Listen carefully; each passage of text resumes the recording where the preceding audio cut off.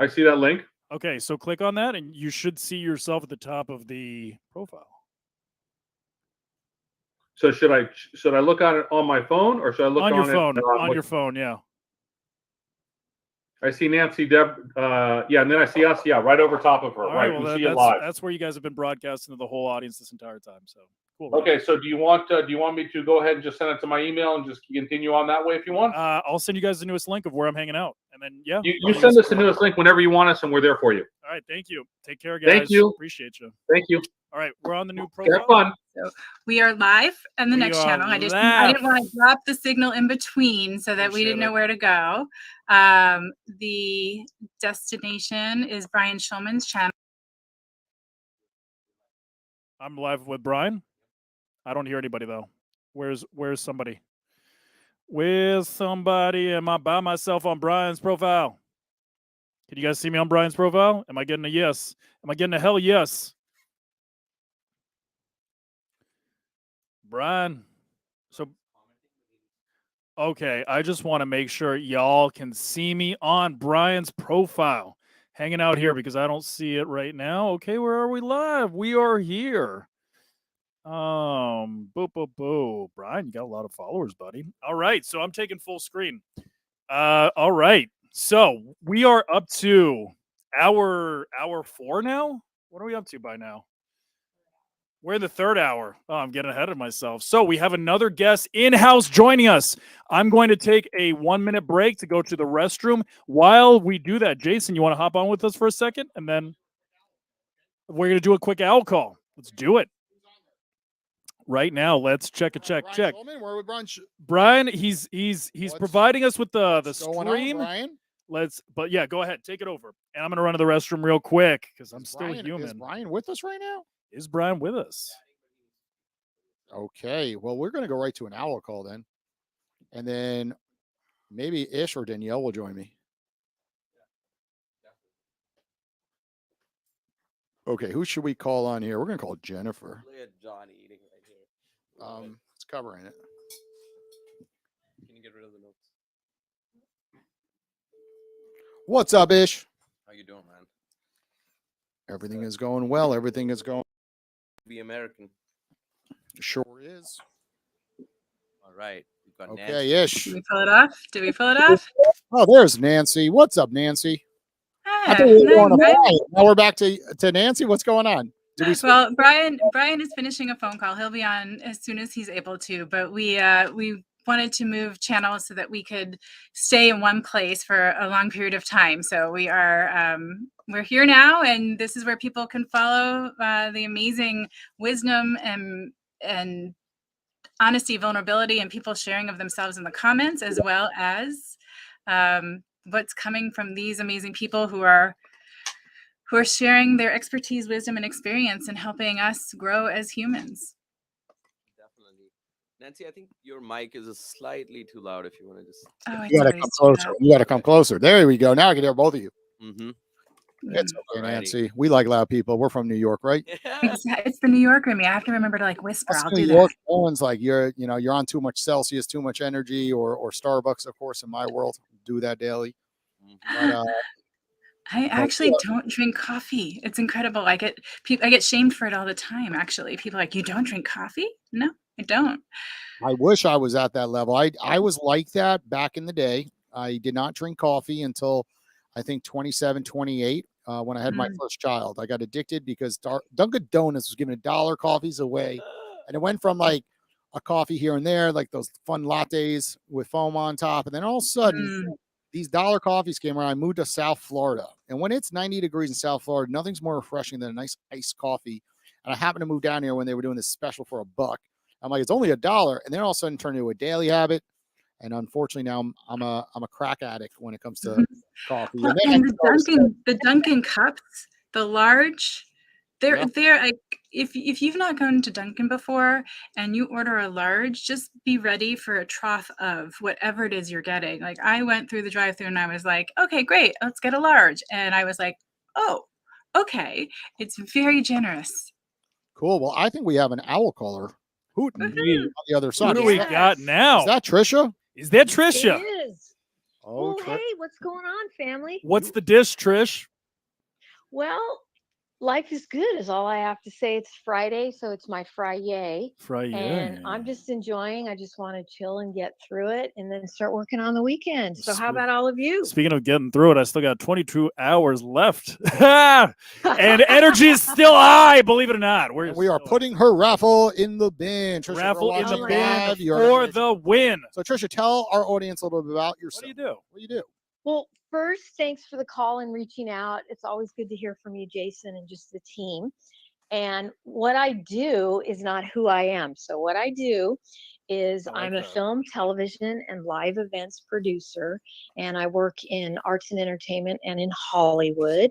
So, that is what I do. Who I am is just a person that loves to connect, network, enjoy people, and help them in the journey. So, that's what I do. Ooh, And this is Nancy who I lives near am. you. Where do you live, Trisha, again? And where do you live, Nancy? Cali. Where in Cali? We're at SoCal in the house, Los Angeles area. Where are you? Beverly Hills. Oh, we're practically neighbors. Look at that. Well, Look at that. The hello, power neighbor. of OWL connecting you two, right? Okay. Well, know. yes, the power of connection. Nancy, go ahead and ask Truly. her a question. Now you heard a little bit about what she does. I did. I heard a little bit about what you did, and I'm curious. In terms of building connections and building your business, what has been the most effective ways that you have found? Great question. Thanks for asking it. It is actually reverse engineering. I present and I learn the business from the inside out instead of the outside in. So I had an advantage in the sense of having mentors and people that I immediately connected with. I told them what I desired. They saw what I could do. And then in turn, they had me go ahead and start a business, which I was really frightened to do because I thought I would fail because I looked at the stats to, statistically how businesses work in the first few years, or even if they can make it. So what I did was I went to my experts, my owls in a sense. I asked them, how did you do it? Show me the who, what, when, where, why kind of philosophy. And that was advantageous for me because I had a firm and good foundation. And since then, they'll give me those little tips, tricks, because as we know, my industry is changing a great deal due to AI, due to strikes that are currently happening, so many things. So what I try to do is with that knowledge, now I can help other people build any kind of business because the principles are the same. So I So have a that's question. really how I've gone about it. I have a question. When you say Certainly. most people approach, and forgive me, I'm going to be eating a lot during these 25 hours. That's okay. Enjoy. Thank you. When you say most people do from inside out, you do outside in. Can you break down that? It's the reverse of that. I'm I sorry. said the reverse. So can you kind of like dismantle what that means exactly? What does it mean to do that? Well, what I do is I look at trends. I look at what's happening in my industry. I talk to people about it. They can see my skill set, what I bring to the table, and then therefore they can tweak what I need to do. And then what I'll do is I barter with them. I'll help them out. If they need certain things within my industry, like as a producer, I bring in the cash flow. I bring in the monies to finance projects. And therefore, I can trade those skills. And so that's been helpful. But what I do is I use practical things, I can't share everything that I do because it would be a disadvantage to me. And I don't mean that in a like I'm hoarding something or taking away, but there are things that in order for me to progress, I don't always share with other people. So just as a marketer, because I'm here to like get the most value out of my audience. As a marketer, I'm having a little bit of a challenge, like really understanding your offer at its macro level, right? Because I think that in marketing, sometimes people will say like blanket statements, like inside out, outside in. But then when it comes to the actual explanation of the offer, what captured my attention was when you shared that, you'll barter, when you'll find financing for businesses. That's the kind of stuff I want to hear as a marketer, because I'm looking Right. for, and of course, we don't want to give away our secret sauce, but we also understand that with social media, we live in an information economy, and people have so much access to information. So what I found working with so many business owners is the more vulnerable we can be about what it is that makes us special. You don't have to give away your proprietary method, because most people will reach out to you to get a customized offer, right? Something that is going to work for them specifically, right? So they'll consume your content that you're using to promote yourself, but then they'll say, hey, listen, I don't want to go through this entire process. Can you do it for me? At which point we get involved. Right. So I'm a big believer in actually giving it all away. I don't hold anything back. I will give you the entire book. If you watch all of my videos, you will be able to do what I do better than me, right? But the catch is you got to consume all my content, or I could do it for you, and it's going to save you a lot of time. So what is it about your proprietary method that you feel resistance to holding back with? Well, I can see what you're saying, and that works with what you do. With what I do, it's a very small industry, and it's a clickage industry. And so when I'm on a project, there are things that I have to present in example where we'll have a pitch deck, in example where I'll have a lookbook, in example where I'll have a script, or I'll have a beat sheet which breaks down a project. Right. And when I want to go ahead and give that to someone, they have to sign an NDA, and I just don't hand that out. And that's why I'm saying what I'm saying, because they could take that and they could have that project now, say that it's theirs, and then I've lost revenue. And that happens in the industry a lot, and in all the entertainment industry. So I can coach a person. I can say, you're going to need those things in order to get a pitch meeting, because that's very important, where they pitch their product.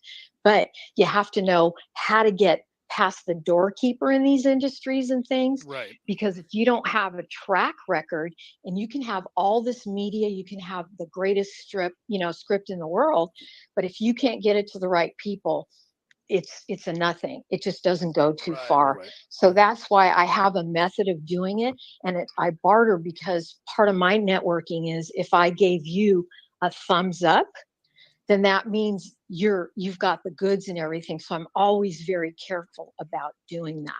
So I hope that makes better sense. It to does. you, It Dan. does. I It appreciate does. it. And Jonathan, it's a brilliant question, because what it highlights is it's different for every industry, right? There's different, Absolutely. right? As a coach, I'm listening to that and I'm like you, I give it all away. I give it all away. I do my chick tips all the time. You want to know? Here it is.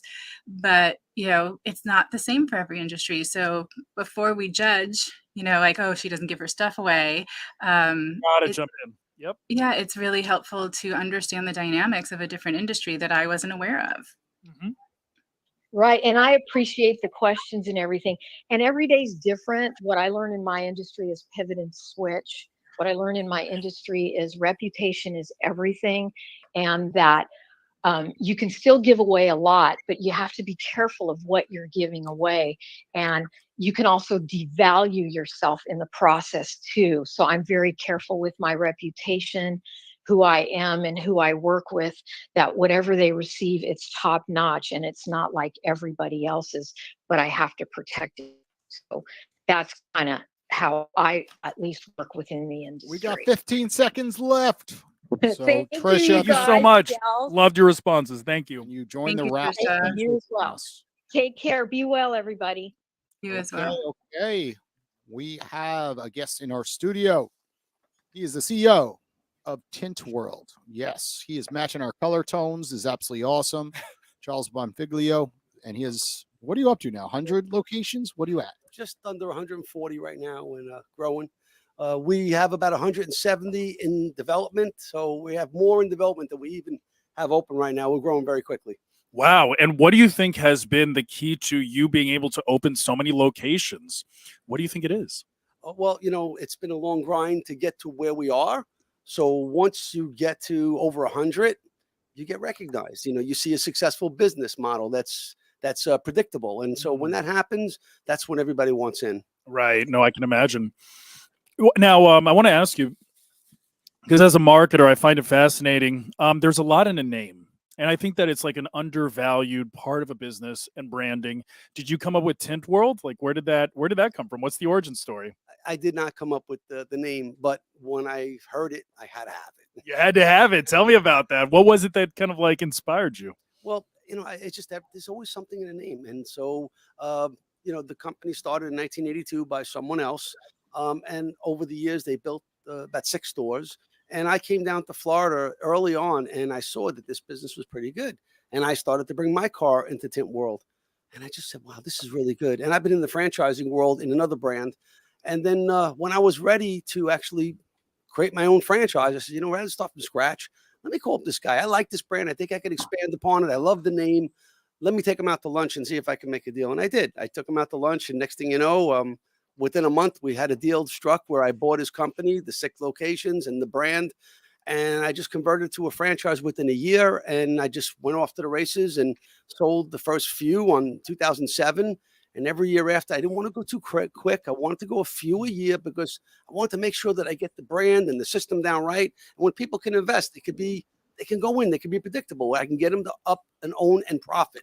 And so by 2019, I think we built out the brand pretty well, had a great team that was actually behind me, running the operations, doing the marketing, doing the operations, the training, the field support, everything that we do.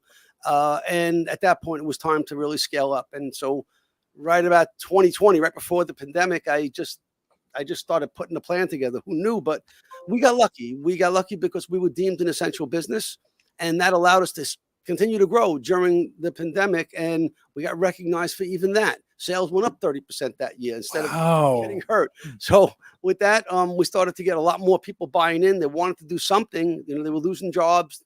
Companies were closing. Right. They wanted to do something. So they grabbed onto us, and we between 2020 and 2021, between 2020 and 2021, I believe we sold about 100 locations. Oh my God! So you are like the Ray Kroc of tinting, window tinting, yeah? I guess you can call it that. Okay, yeah. so I think that I've got so many questions for you, but I guess like the first one is, what you and correct me if I'm wrong, but what you have built is a movement. I consider it a movement. When you can get that many people behind an idea, that is a movement that you've created. What do you feel has been the way that you motivate people to get behind your belief in this idea? How do you get people behind you? I think I care more about my franchisees and my team than I do about making money. It's I already made money. I was in franchising for 35 years before I actually started this. And so when I started, it was about, I had a dream. I felt, this is a cool business. There's no other franchise like it. There's a lot of mom and pops that do different things, but nobody wraps it all up into a full system. And so at that point, I built this thing, and next thing you know, there were a lot of people that wanted it and liked it. When I was 21 years old, I wanted to build an aftermarket accessory brand, and I had a tough time getting it going, and I found franchising, but they didn't have anything like this. So I actually joined another franchise in the auto repair industry. And I did really well with them. I built 10 stores. I started buying the property, the real estate. So I did very well. But then at around, like maybe 2005, I was ready to build more. And I went over to my wife and I says, Jeanette, I just don't want to build any more of these. She goes, what do you want to do? I said, before I get too old, I want to build the brand I always dreamed of. And I think if I want it, other people are going to want it too. And that's how I really just went in and I started thinking about what am I going to do? How am I going to start it? And that's when I saw Tint World. I knew it. I just figured, let me reach out and see if they're willing to sell it. I think I can make something out of this thing. It's, I love the brand. I love the name. It was, it was built on a shoestring budget. So I knew that I can take it and really mold it and expand the services and the brand, the marketing, the system. And that's what I did. Everything I learned from my former franchise, I took and I implemented everything that they did really well. The things that I felt as a franchisee, they could have done better. I put my money where my mouth is and I built it into the system. And here we are. I'm really pleased with the way things turned out. I have a great franchise family. My franchise family of owners, they come first and they know it. And I think that really helps. And I'm always coming up with something new. It's always a matter of evolving the system. We have new kiosks, we have self-serve kiosks. You go into a store, you can literally pick out what you want and they can understand it. So it lets people really get involved with the purchases of the accessories, aftermarket stuff. That is amazing. We can't skip this without talking about your intuition. You must have very, very strong intuition, because for somebody to identify an opportunity in the market, put your money where your mouth is, right? And then go all in on it. And even the way that you've innovated the business and you always keep your franchises excited about the next thing. Tell me more about that intuition. Like, where does that come from? Like, how do you know an opportunity is a good one? Well, I think it comes from a lot of things. I learned from very young when I was a teenager. My dad had a business, and I went into his business, and I just wanted to learn every job that he had, from sweeping the floors to fixing machines to doing pattern making. It was a women's clothing factory, so I wanted to learn everything. And what I did is, Dad, how much does that guy make? Well, I want to learn that. Well, how about that guy? Well, he makes more. I want to do that. And I just learned everything in the business, and that made me understand his business because I wanted to learn all the obstacles of how do you make money and what's this all about. From that point, I learned a lot from my dad and his business, but that was his. I wanted to learn something that I can be passionate at. And at a teenager, I loved cars. I used to build custom car audio in my cars, lighting and everything, custom wheels. And I got known for it. People used to say, you should do something with this. Never really thought I should or would, but at 21 years old, I said, you know what, I'm going to do this. And I want to move down to Florida, palm trees, nice cars, pretty girls. I want to go down to Florida. I want to build a custom car shop. And that's what I came down. And when I came down here, I tried to lease locations for my business. The landlords didn't want to lease to me. That business. We were looking for existing businesses that are already established. I went to the bank to get a loan. I had some money, but I needed more to build the business. And they're like, no, we don't have any loans for that. And then I found franchising. And what does franchising do for you? It gives you a blueprint. It gives you a system that you can operate with, a proven model, training, support. Most importantly, they help you get a location and a lease. They help you get funding and financing, the special loans from the government, SBA loans. And they get everything that I wanted. So once I started to get those things, I'm like, it's not the business that I want, but I can build this. And then in the future, I'll build what I want. And it was in the back of my mind. It wasn't committed. It was just like, maybe in the future. So I opened up a store and, I started to do really well.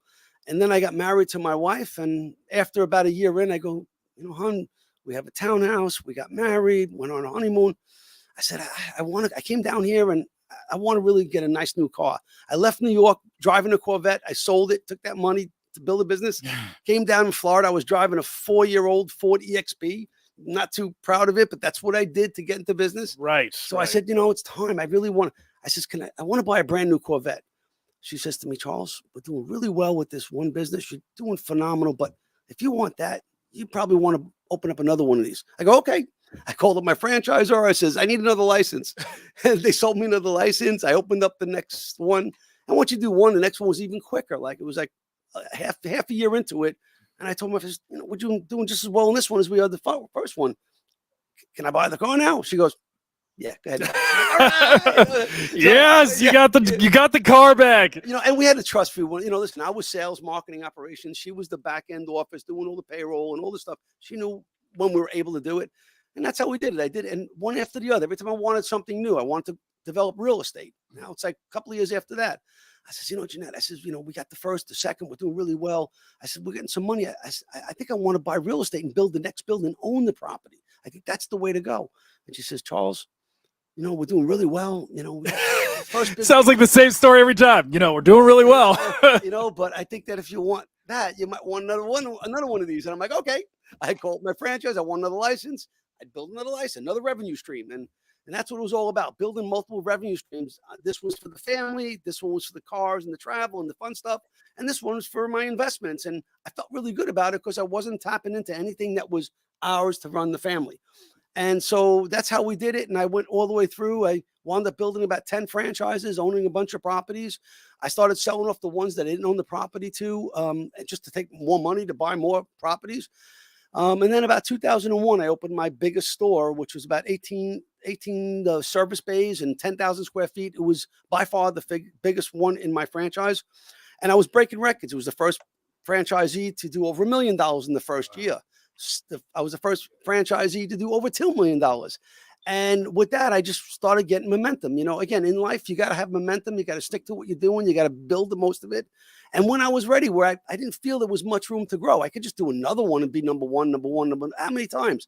I said, I got to do something new. And what was that I'm going to do? I want to build the business that I always dreamed of. And I think I can do it. And I think I can do it better. But I'm going to do it into franchising now because I know more. I know that other people are going to want this. And that's what made me build the franchise. That is incredible. Now, a question that I have about franchising, and this might be a little bit unusual, but for people that are looking at franchising as just a passive investment opportunity, I feel like it probably wouldn't be a good idea, right? Like, I feel like you need to have some degree of passion. Like, could an IT guy buy a Tint World? An IT guy that's not great at communication, right? He's looking for passive income. Oh, franchising. That sounds like an exciting new opportunity. Would he be a guy that you would feel comfortable giving one of your Tint Worlds to? Or do you need them to have a little bit of fire, passion, and an ability to be in the business? Or can it be a passive IT guy with no social skills? That is a great question because I've been asking myself that the whole time. but I got to tell you, it's really hard to pick winners and losers. They go through a process of learning about our franchise. It's this discovery process. I have salespeople, meaning operations people that actually work with leads that come in. They work with them anywhere from 4 to 8 weeks to learn about the model. And if they like it and they have the wherewithal to grow, we're able to have them come down and meet us on a discovery day. Discovery day is where someone is interested and they went through the process. They understand everything about what we do. They've had validation calls and video calls with other franchisees. They've had, they visited stores. And at that point, they want to come down and meet the corporate headquarters team. And when they do come down, they'll visit a few stores locally and see more. And then they'll come to the headquarters and they'll speak with my marketing director and my, COO, and he'll tell them how we market for you, how we help you get the location out, all the things they probably really want to know from somebody in person. Mostly the culture of our brand to make sure it fits what they feel comfortable with. And from that point, if they're ready to go and we like them, we could meet them, and it could be somebody that's very reserved, somebody that has been in IT, somebody that's been in the restaurant business. Most people that come in there from all walks of life, so you can't pick who's a winner and loser. Some people, when they leave, were like, I don't know, did we do the right thing by allowing that? Do they need to have leadership skills, though? The most successful franchisees that I have are good leaders because our business model is not a matter of, it's not like a car, someone in a truck that's going to fix homes. You're not like your own worker. You're not buying a job. They're buying a business that you actually, you build your team, and your team builds your business. And that's leadership. So when they trust, like, and see the vision of an owner of one of our stores, and that's when they get the best employees, and they want to work. They want to have a good compensation program, a good leadership team, room for growth. That usually winds up to be the best. Now, there's people that came at Discovery Days, and I'm like, I don't know. I don't think that guy's going to make it. Should we sell him a license? Well, I don't know. How do we pick?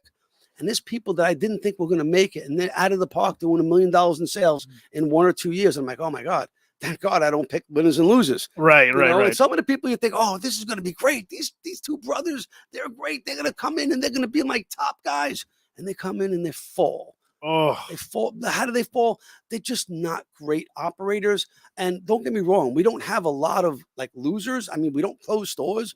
If we see it's not right for somebody, like, okay, if it's not right for you, let us help you sell it. Go find something that's better for you.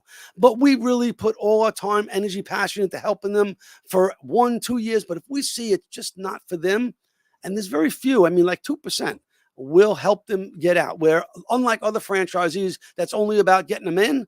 No. I want the people around me that are really cool and they really get it and they really want it and have the ability to grow. And if they don't, I don't want to treat them bad. I can still be friends with them. But I think I'm an advisor to them. I'm a coach. If it's not good for you, are you going to tell your child, no, you should continue being a lawyer when you fail every class? right. You don't have any ethics and all You need that to give other them stuff. some real life. So you have to really be real with them, and hopefully you can get them to see it your way. But if you can't, you got to put them in the best spot that they could be in. And sometimes it's more work, but in the end, I have franchisees that are all empowered, and they know I got their back, and my whole team does. Next question I want to ask you is about creativity, right? So, the franchise I know the most about is obviously McDonald's, right? Now, they must have been at the top, given them some flexibility to be creative, to create, the pineapple sandwich, the pizza, but they also had big hits like chicken nuggets and the Big Mac. Those were creative franchisees that said, you know what, why don't we try this thing in the market? Why don't we try that? So talking about Tint World, do you allow room for creativity, or do you like kind of keeping things more in the box? Do you allow that these independent franchisees to try different new ideas and see if they hit, or do you like keeping things kind of tight? Well, that's a two-way street, Mm. because I really do want to. Again, I was a franchisee first. I was the guy that said, "Why don't we do this? Why don't we do that?" Right. So I You get it. I want You that, and I get it. get it, and I love it. Because you get some really good people with some great ideas. So what we do is we have what's called a test pilot program. Mhm. So if a franchisee wants to try something new, and we feel it's good for our brand, it fits in our scope. We can get good branding, good products, good distribution, and it's a profitable service we think we can really win the market with. Then we'll go ahead and put a pilot together with a few different franchisees, try it out, market the heck out of it, see if it works well. And if it does, then we'll share it with the rest of the franchise company, because, listen, they don't all want to be guinea pigs, and I don't want them to be, but some people really have a knack for really coming up with good ideas, but a lot of people come up with really not so good. Right. So it's hard to say Yeah, no, yeah. like, that's not so good, But again, it's one of those things that if you lead by example and you try to support them when they have a good idea, nothing wrong with that. It doesn't have to be mine. Usually is, but it doesn't have to. I love that. I love that. What keeps you motivated? I mean, now you've reached like 100 locations, and I mean, when it comes to like my followers, like after I hit 200,000, it stopped like mattering to me. I stopped paying attention to the number of followers I had. I'd imagine with you, once you start scaling to a certain point, it just becomes a numbers thing. So what keeps you motivated to continue to grow? And because motivation, it kind of comes and goes, but how do you keep it when you're already so successful? Listen, it's if you don't keep on growing, not only in number of stores, in same store sales increases, in profitability for the owners, if you're not growing, you're shrinking.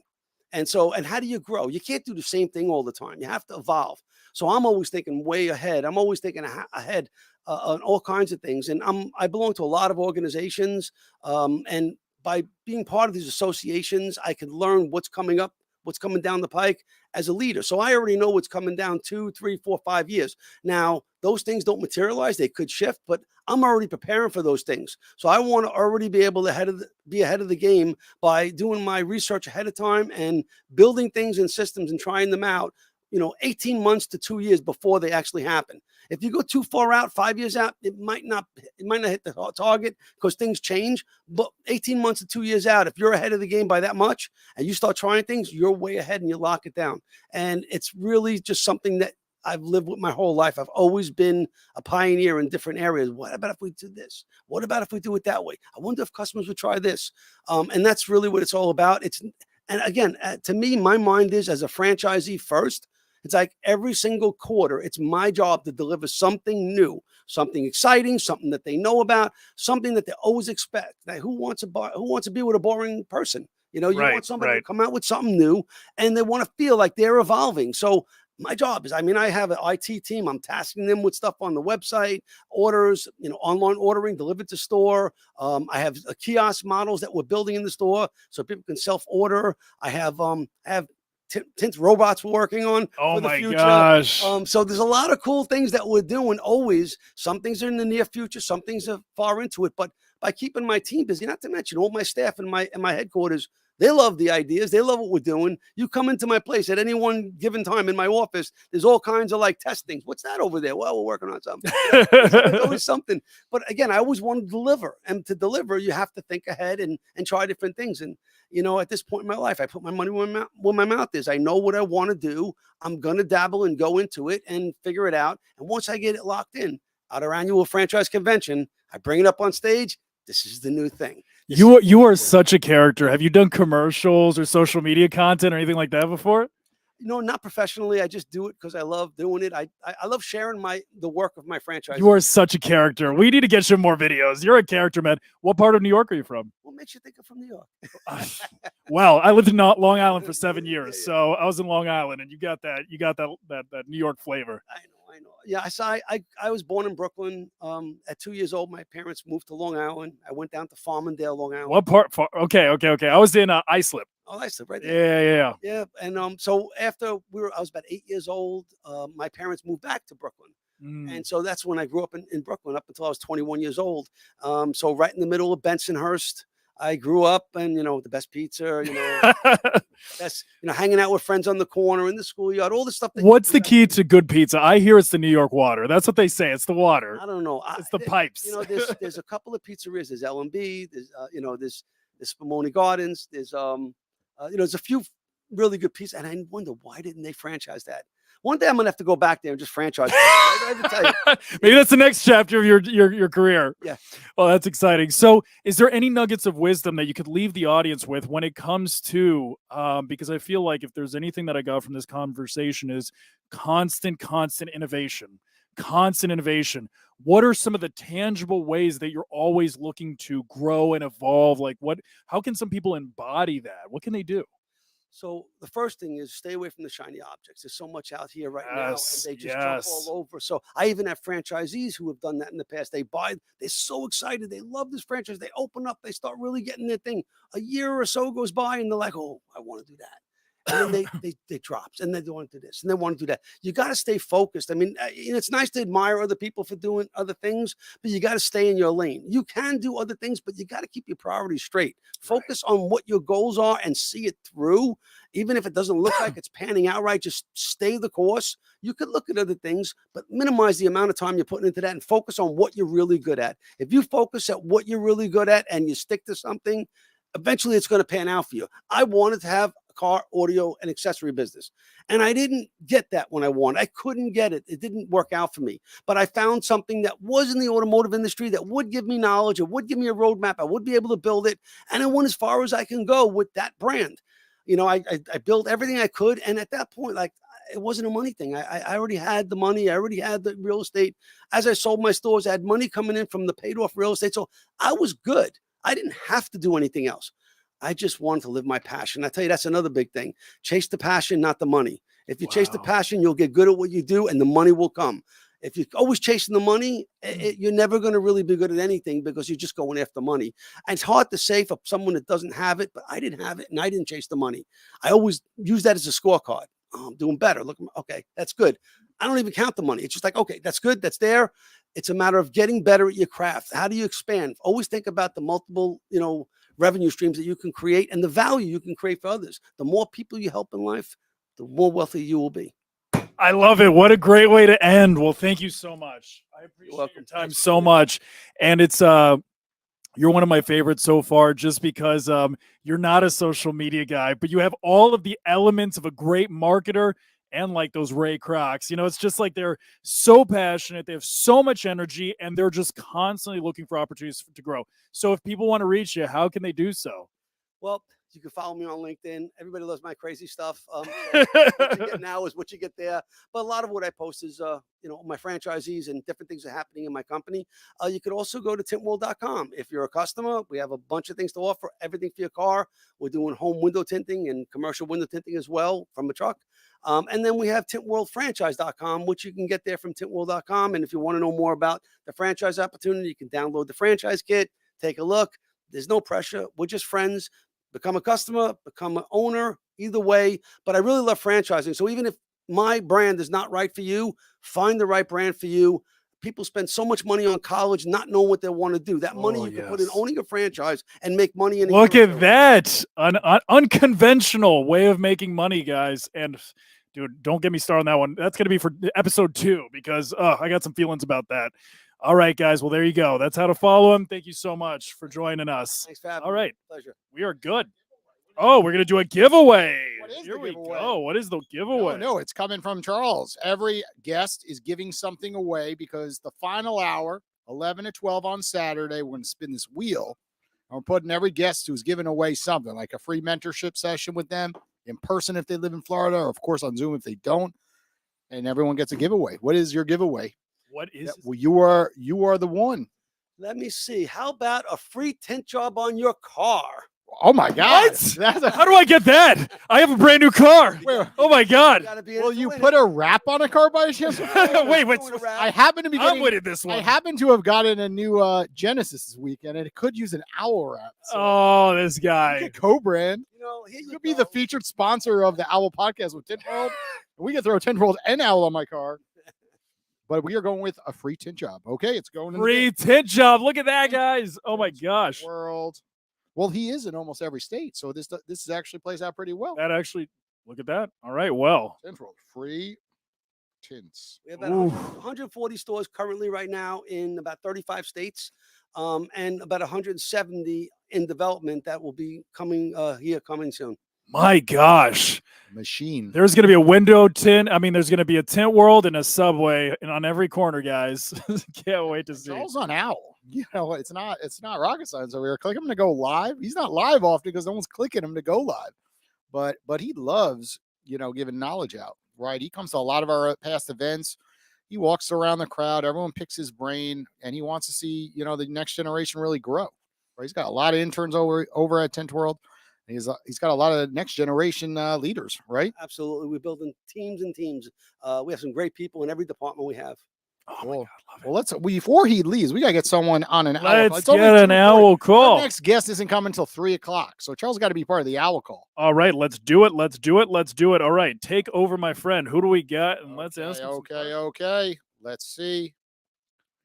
Let us see who is available. Let's do it. Okay. Who do we got?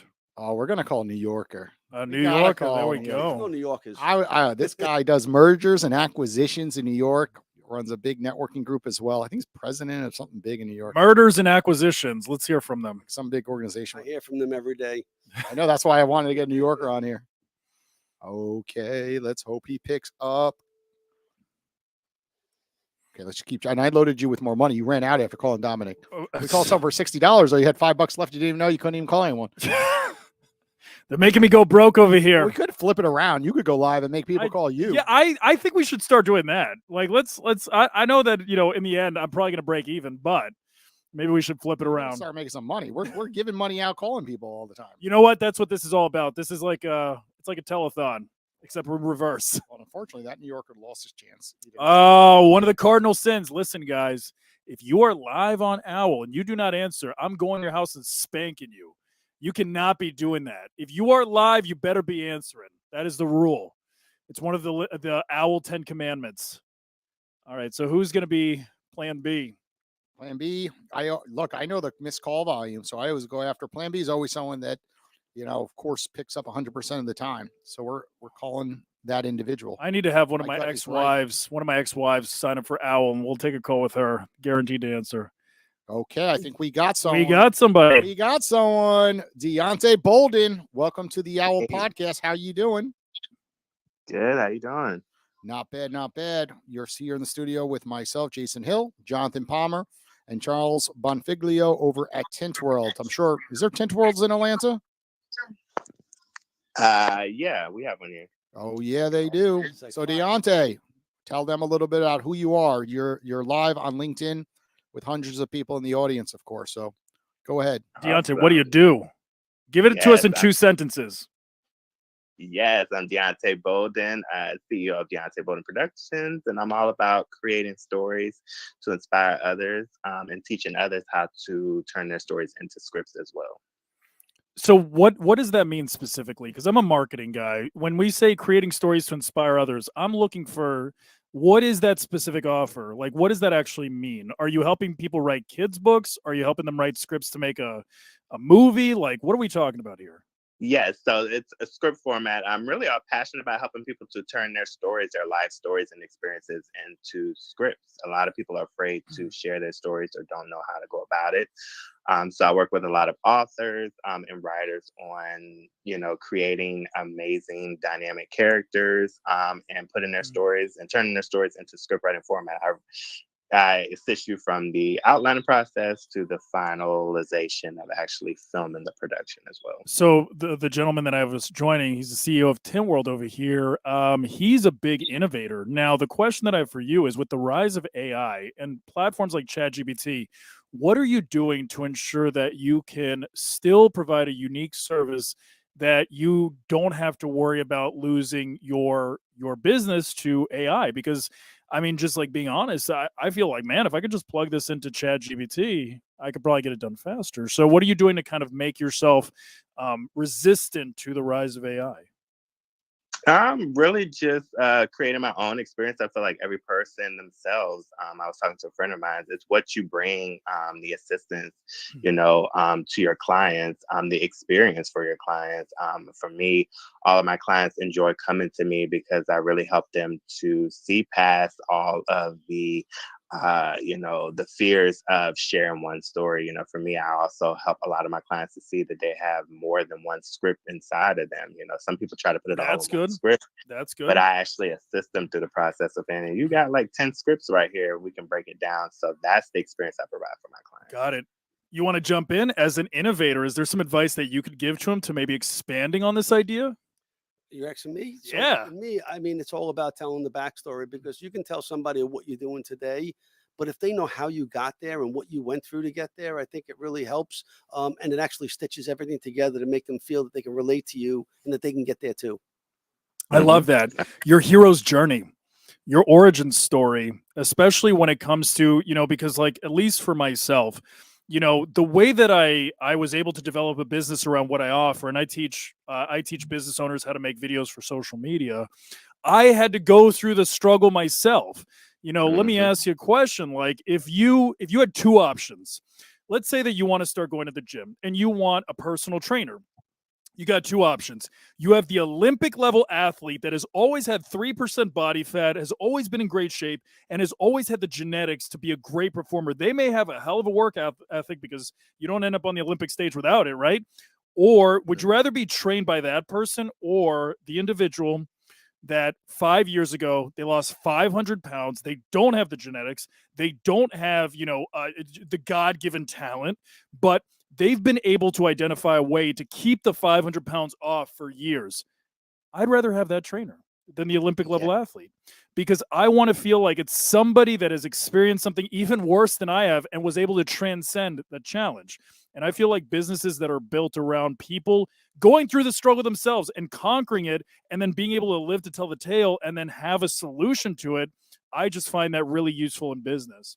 Any thoughts? Yes, you're definitely talking my language. I love that because that's what my bold experience is about, helping people to see that you can fall, 10 times, but it's how you get up and it's how you use that to be able to push through whatever you do, because people want to hear about the experience, the testimonies, because it's easy to talk about how much we win, right? But I want to know about how many times you had to pick yourself up and, Right. pull yourself back together and keep moving. So I love that. You're definitely talking my language. Yeah. You want to add anything else before we go? Well, I would say that. I would like to say that I think that both are really important. Just like everything else, is stages in life. You want to learn, how somebody overcame these things and what you want to learn from them, and you can learn from that. That can teach you things. And then also, think of the professional. I mean, at one point, I would like to learn what the professionals do as well. So yeah, they both have their I own love story, that. and you really want to get a little bit of both. I love it. I've never been challenged before. Everybody's just like, of course, when you have social media influence, everybody's like, you're surrounded by yes men. They're like, yeah, I know that. That sounds like a perfect response. And then this guy's like, oh, John, the inner wisdom is there's value in both. And I love that. Thank you for sharing that. I love that. All right, guys. So we're going to be hopping to our next stream. So Deontay, thank you so much for joining us. Beautiful solution. And we are going to be adding your profile to LinkedIn so that people can follow you. All right. And thank you so much for joining us. And we'll get on to our next stream. Thanks, guys.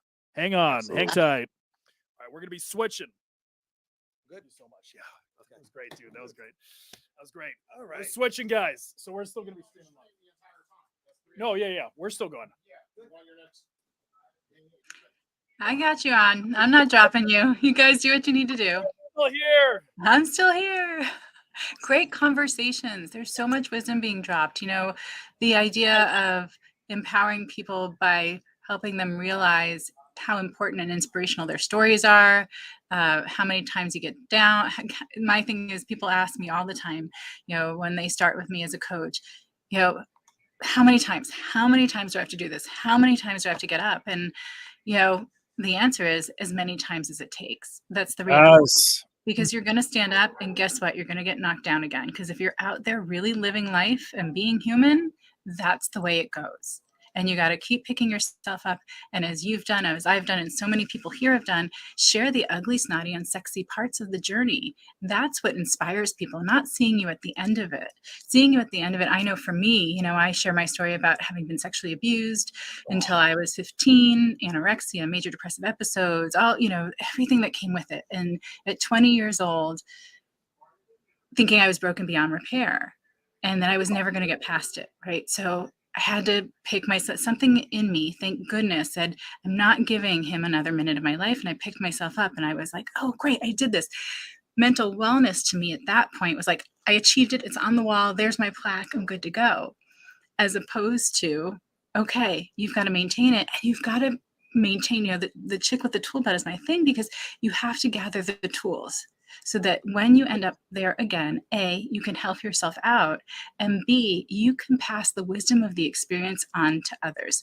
To me, it's knowledge when you know it. When you share it with others, it becomes wisdom, and that's powerful. Oh, I love the way you articulated that. And something that I want to add to it is like, people often look at their lives, like I'm sure you're familiar with like the hero's journey. People often look at their lives like there's only one story arc. Like there's only one hero's journey that we have to go on, when the reality is our lives are hundreds of hero's journeys. We're going to have, that call to adventure. We're going to have those struggles. We're going to have those obstacles. We're going to overcome it. We're going to learn the lesson, and we're going to return with Excalibur, right? But the reality is that it's a lifelong process. There are so many hero's journeys that we will go on, heroine's journeys, what have you. And I think it's important to note, yes, there's so many of them, because otherwise people feel like it's only me, right? Why am I having so much trouble with this? Why do I keep getting knocked down? So there's more than one. And I have found myself back in the same place again, even though I learned and grew through it, right?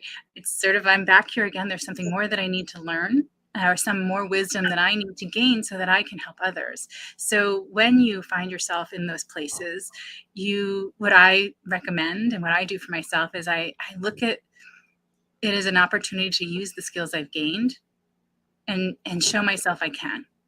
Absolutely. I love that. Yes. Keep going. So we're joined now by Ashley Davis. How you doing, Ashley? What's up, Jonathan? I'm seeing you on the camera right now. I'm gonna need you to stand up and move your body because you're looking a little sleepy. Come on now, get up, get moving, get moving. You got all these hours to go. I'm up more than you. Thank you for that. Thank you. Thank you. I'm sorry. I'm tall. I'm something if the cord's too long, what have you. Anyways, girl, thank you. Thank you for that little energy boost. I needed that. Yeah. So, Ashley, thank you for watching. Thank you for joining us. So what is it that you do, and how do you bring value to this audience? Tell us all about it. Oh, so I currently do 3D printing. What I do is I bring your logo to reality. I take it off that little retractable banner back there that Jason got, and I let you hold it. And then I amplify it. I put LED lights in it because I'm an electrical engineer and I can just do it. What? Dude, I love the way that you talk. You're a natural born marketer. And it's like a woman with a lot of talent. But it's like, I love when I meet like really cool, energetic people that just have your energy. And it's like, you just say all the right things. It's like, to me, I'm very spiritual. I don't know about you. I'm sure you are, but I believe in past lives. And I'm like, oh, this is one of those old souls that has done this life so many times. They just get to the point. They're just like, I got no time to waste. I ain't here to be lazy. I'm mastering all the things, and I know how to talk my way out of a paper bag. I can see it. Yeah, I love that. I love that. So, like in terms of like the 3D printing, I know that this is kind of like an exciting new thing. What inspired you to initially get into 3D printing in the first place? Did you see an opportunity in the market, or was it just something that you were really passionate about? You're like an artistic person. You like sculpting. Hey, 3D printing, I want to make some cool hats or whatever, or some cool like figures or what have you, and I'm going to create this. So what was it, the opportunity or the passion? Neither. Neither. Even better. Neither. So what happened, I actually used to own a business. I used to make my handmade soaps and lotions because my husband had an eczema issue. So I used to do that. I lost the passion when COVID hit. Oh, well, something going. Hey, Mr. Mitchell. And lost the passion and stuff like that. And so then my son said, I want a 3D printer because I want to start a YouTube channel and blah blah blah blah blah. And I'm like, okay, I can't get one now because I'm on a Right. flight. Well, that happened, right? So then, once I was able to get the 3D printer, he didn't want it, so it sat in my closet for, excuse my language for this, for damn near 2 years. I pulled it out. I literally pulled it out. And I want to 3D print something. So if you go to Ash_creations on Instagram, you'll see I 3D printed these cool, nice looking Ash dragons. Creations. Let's check this out. Check it out. Yeah. So I printed these cool little dragons, and I was just 3D printing. And this part of the story was told to me by my husband. He said, I went to sleep and I said, hold your logo. I even wrote it on my wall next to my bed. Hold your logo. I was like, I don't know what that means. I don't know why I wrote it. And he was Cool like, you stuff. should really look at it. You should really look at it. So then I was like, I don't know. Then I went to bed the next day, and the lights and flash and stuff was all in my dream saying, Ashley, hold your logo, hold your logo. So I went in my kitchen because I was literally doing this stuff out of my kitchen, and I 3D printed my logo. It took about six days to 3D print it, and I put some LED lights in it, and I felt it, and I held it, and I was like, I am holding my logo. And it's not on a piece of paper, it's not on a tag, it's not on a bag. It is here in reality in 3D like me. So that's where I started the love concept. that. I love that. Oh. That is so powerful because it's like there was a feeling I got like the first time. So I bought a brand new truck recently. I've been a business owner for 4 months, and I have no idea how I've been as successful as I am. But I remember the first time that I bought a new truck and I put a window tint of my logo on the back mirror, and being able to hold my logo tangibly, it lit a fire in me that filling out an FEIN form, a tax ID form, getting a logo from Fiverr could not do. It made me feel like it was real now. And when you were able to hold your logo for the first time, that is the energy that I feel. It's real now, you know? Because with everything being digital now, we're talking about NFTs, we're talking about Bitcoins and tokens and things. We're losing the tangibility of life. And for you to be able to hold it in your hands, there's nothing like that, right? It's like receiving a piece of mail, like a letter in the mail, in comparison to an email. When it's handwritten, when it is right there, it's something you can hold, you can touch, you can save. There is nothing like it. So I'm a big fan of this, and don't be surprised when I hit you up and I want my own logo in real life, because I definitely have an affinity for that. So thank you for sharing. Great to have you here. Yes. So if people want to reach you now, you dropped your Instagram. I want to make sure that I got that right. So why don't you give it to us one more time? And it's _creations. Creations. Yeah, it's the lady in red. Lady in red. She is a beauty, and she's got some Instagram stories for you to check out right now. So, and she has a great page. She's also on Threads, so go check her out.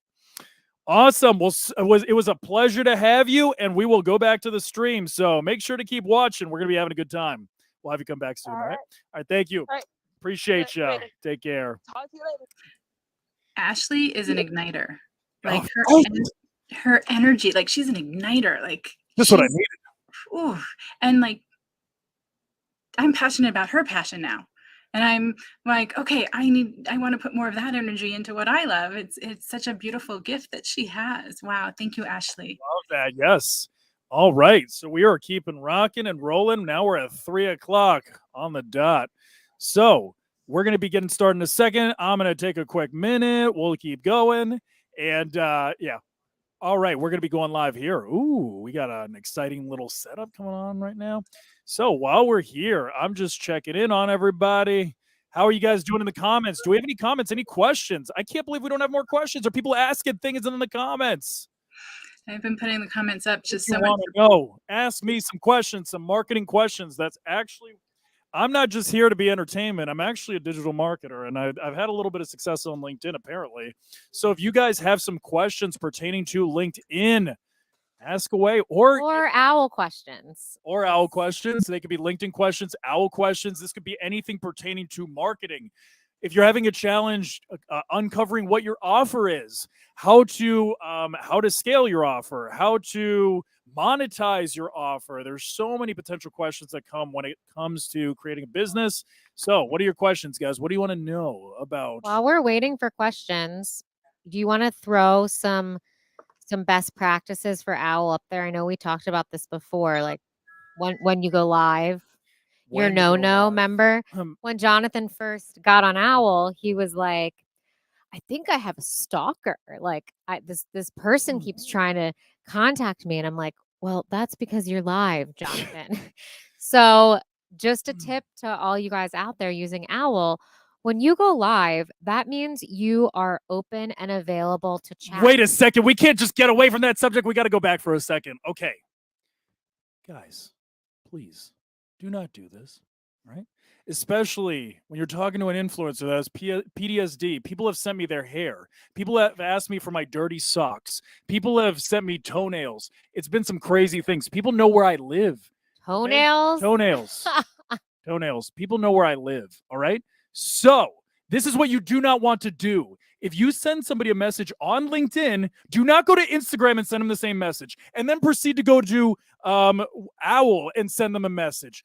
Like, and then don't send them an email in addition to that. It's like, listen, I get it. I saw it on the first one, but like, at least wait 24 hours before sending the second one, please. So that's all I'm saying is don't stalk people on social media. Can you actually read and see the questions from here? Because I cannot. Can't. I think I need glasses. Yes, we are live around the world. Can you read that?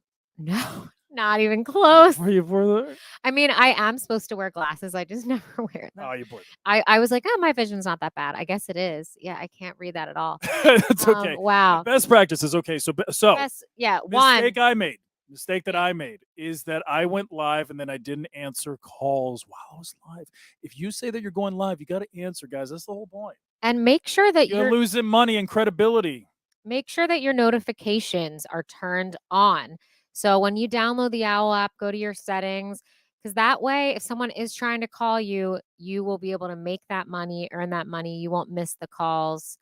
Let's see, some other best practices for filling out your profile. People always ask, how do I get people to call me? I want to make money on this app, right? Now you got me excited. Now you got me excited about this one. Yeah. So this is where I can stay. This is where I can jump in. So there's certain mechanisms that you have to have on your profile in order to get people excited about your offer, right? So there's a couple of variables that you need to consider. Mine, the one that I consider the most important is the time horizon.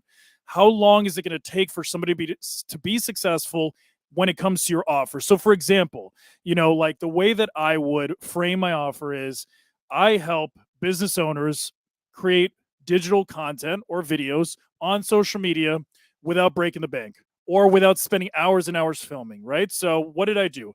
I assist, I help, right? I'm guiding this person through the process. So that's the one identifier first. The next one is who we're helping, right? So who are we helping? Are we helping business owners? Are we helping entrepreneurs? Are we helping grandmothers? Are we helping grandfathers? Are we helping teachers? You need to identify specifically who you're guiding and who you're helping, right? Because the riches are in the niches. The people that actually make all the money know exactly how to customize a surface to a very specific group of people, right?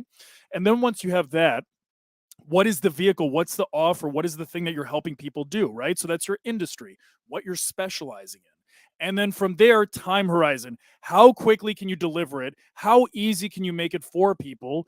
Or like, there's got to be some type of money element or time element to that, or else people are going to say to themselves, well, as soon as I invest money into this, what happens next? How long is this process going to be, right? That's why Xanax is $1 billion organization and Breathwork is $1 million organization, because Xanax can deliver a guaranteed promise within a designated time, where Breathwork is not a guaranteed. It is not a guarantee that you will feel better, at least in my opinion. It's like if I'm very, very anxious, I may or may not get a guaranteed outcome. I get it. This is my approach. So by the way, guys, I'm Danielle Santilli. I didn't really introduce myself. I don't even know who's live. Are we on your live right now? We're right there, girl. I can't see. We're on. I have bad eyes. There she is. Oh, hello. Yes. Hello. Okay, yes, we are still with Nancy, right? We're with Nancy, yeah. Okay. Hi, Nancy. Look at I don't that even beauty. think that we met. She can't see you. I can't hear. Oh, she can't see me? You can't hear her either? I can't hear her. Can you hear her?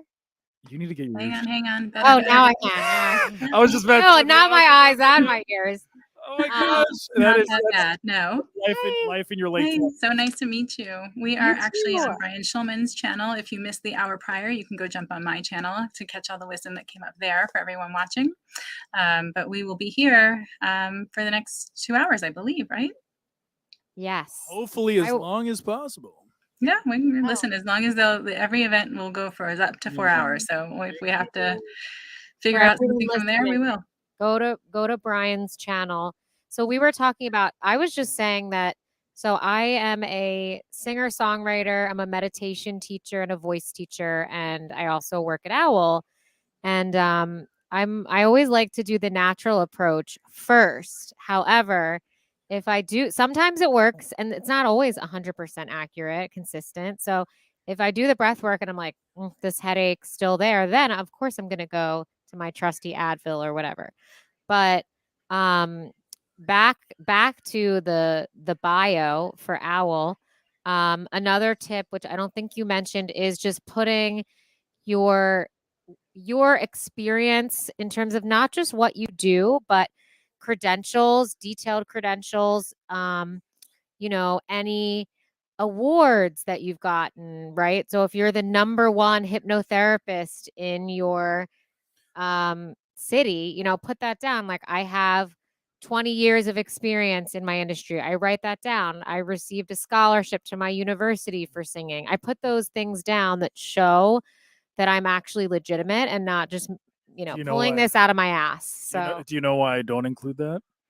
Because at least it's not something that I'm super proud of, but typically, and again, this is a very controversial take, but I'm going to say it because I've experienced enough. Typically, when people have businesses that do not work, that is when they turn to marketing the most. okay. Typically, when people have businesses that do not work, that's when they turn to marketing. McDonald's is 80% marketing, 20% product. There's a lot of organizations and businesses that are like that. Apple is 80% marketing, 20% product, right? It's the way the thing is packaged. And in my experience, especially when COVID happened, I was working with so many life coaches. I was working with so many first-time entrepreneurs, first-time business owners that they were great at what they did. They didn't have the experience to be able to say, I've got 20 years in this and that and the other thing, right?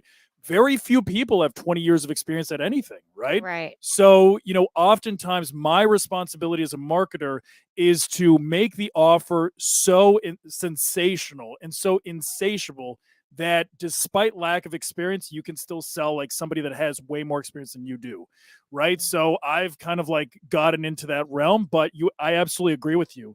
For the people that do have that level of authority, scream it from the mountaintops. I just haven't been as lucky working with those people in my experience, because those people typically do not need as much marketing because they have so much undeniable stacked proof that they are who they say they are. Right. It's the Well, word 'cause of mouth. I've talked to people on OWL. Just the other day, a guy that, had so I think it was like hypnotherapist, and then he was like, "Oh, I just got voted the #1 in my city." And I'm like, you need to put that on your OWL Absolutely. profile. If So you are one of those, then those absolutely things are important. Those statistics, they unfortunately do matter. So They do.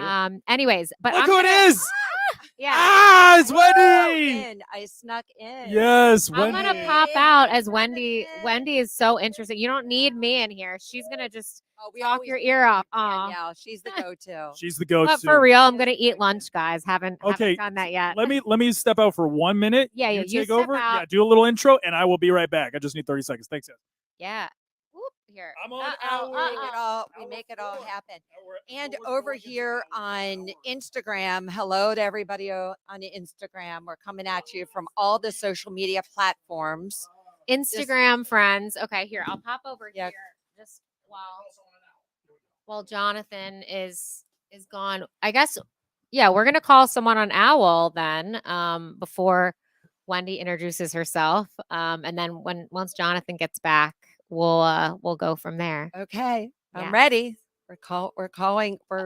Okay. Well, never mind. We'll just we'll keep going. But I'm just distracted by this owl call right now, but when I saw your bio when you first came on our podcast, which was last week, um, I immediately was drawn to you, even before meeting you, just from the language on your bio, which was that you have a heart-centered approach, I believe, heart-centered, and We recognize each other. yeah, I recognized you, and yeah, your energy immediately coming in. I was like, okay, this is my people right here.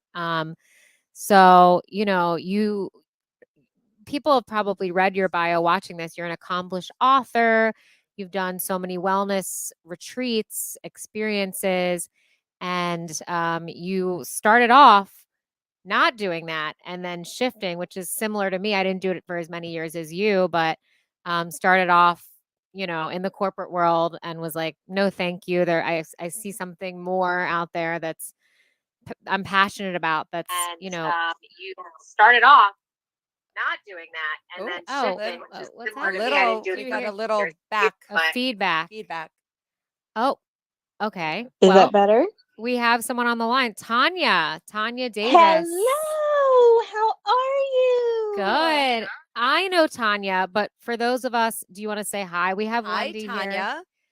Hello, nice to meet you. Nice to meet you. All right, I want to see. So, for those of us that don't know you, Tanya, and what you do, I think you're awesome, but let's share with our audience and with Wendy a little bit about yourself. So, I help people live a better balanced life through mind, body, spirit balance, teaching people guided imagery, progressive muscle relaxation. And I can help people do the same thing that I did. I took my blood pressure from 155 over 95 to 127 over 72 within a year. No medication, no blood pressure medication. Amazing. Yeah. So she's also our people. It's funny, right before you came on, John and I were going back and forth about like medicine versus natural technique. So it's kind of ironic that we just called you, and I don't know, my opinion, I always try the natural way first, and then if I have to use meds, I have to use meds, but Yes. yeah. So that's amazing. Wendy, do you want to share? I shared a little bit about Wendy, but do you want to share with Tanya a little bit about yourself? Well, hey, Tanya, I come from the medical field and left the medical field and became a wellness coach initially, and then a business coach in the wellness industry. And so Wonderful. I so much appreciate what you say, because what comes to mind. I remember being down at Jackson Memorial Hospital here in Miami, and one of the nurses was she just took her blood pressure, was very high, and I just sat with her and did some breathing. Yes. And her blood pressure went down, and she was so surprised too, because she was thinking about going home. I so appreciate people do not know that they have the power and that they have these tools available, but they need to know about the tools. And they're free. Oh, speaking of that, I'm going to do a quick plug for myself, because this Saturday, because we have Wendy's audience here too that are also local. So I just want to throw this out there. Tomorrow, we're speaking about all this healing and breath work and meditation. Tomorrow, if you are local in the South Florida area, in Lake Worth at the MTN Art Gallery, I'm going to be doing a big wellness event from 7 to 9 p.m. So I'm going to be releasing an album of musical mantras, my first official meditation music out there. And then we're going to have guided meditation, stretching, sound bowl healing, tarot readings, Thai massage, hors d'oeuvres, cacao, free giveaways. Everyone from, some merch to actually famous artists that are going to be giving away their sculptures with the purchase of a ticket. So if you guys are local, we have 10 tickets left. Hey, Bye. go for it. All right. I am Anyways. so jealous that I can't be there. I'm I so know. I wish you could. sad. I know. It's okay. Next time. We'll fly you Next here. We'll time. get you on the podcast. We'll make it happen. So Fantastic. we only got Wendy for so long. I want to dive right in. Yes. I want to better understand Wendy. Okay, maybe I won't do this. I'm gonna leave. I was going to say, I was thinking I needed the dark sunglasses for the look. What- On the other if end. you had them, but no, If I since we're need gonna switch glasses. Okay, let's switch. All right. You guys, take my seat. I'm going to go eat my healthy salad now. Healthy salad. So, That's what my food eats. woo. Anyways. How fun is this? I mean, literally, this is work. This is work, you guys. That's why I say when you live your passion, you don't mind and you actually want to go the extra mile. And working 40 hours, like you work 40 hours, you don't want to work 40 hours in a corporate career. You say, okay, when can I go on vacation? But when you work for yourself, what do you think of a 25-hour live stream straight? How does that sound when it comes to living out your passions? It's a little intense, eh? that's it. That's almost getting your whole 40 hours in, like one day. a day and a half.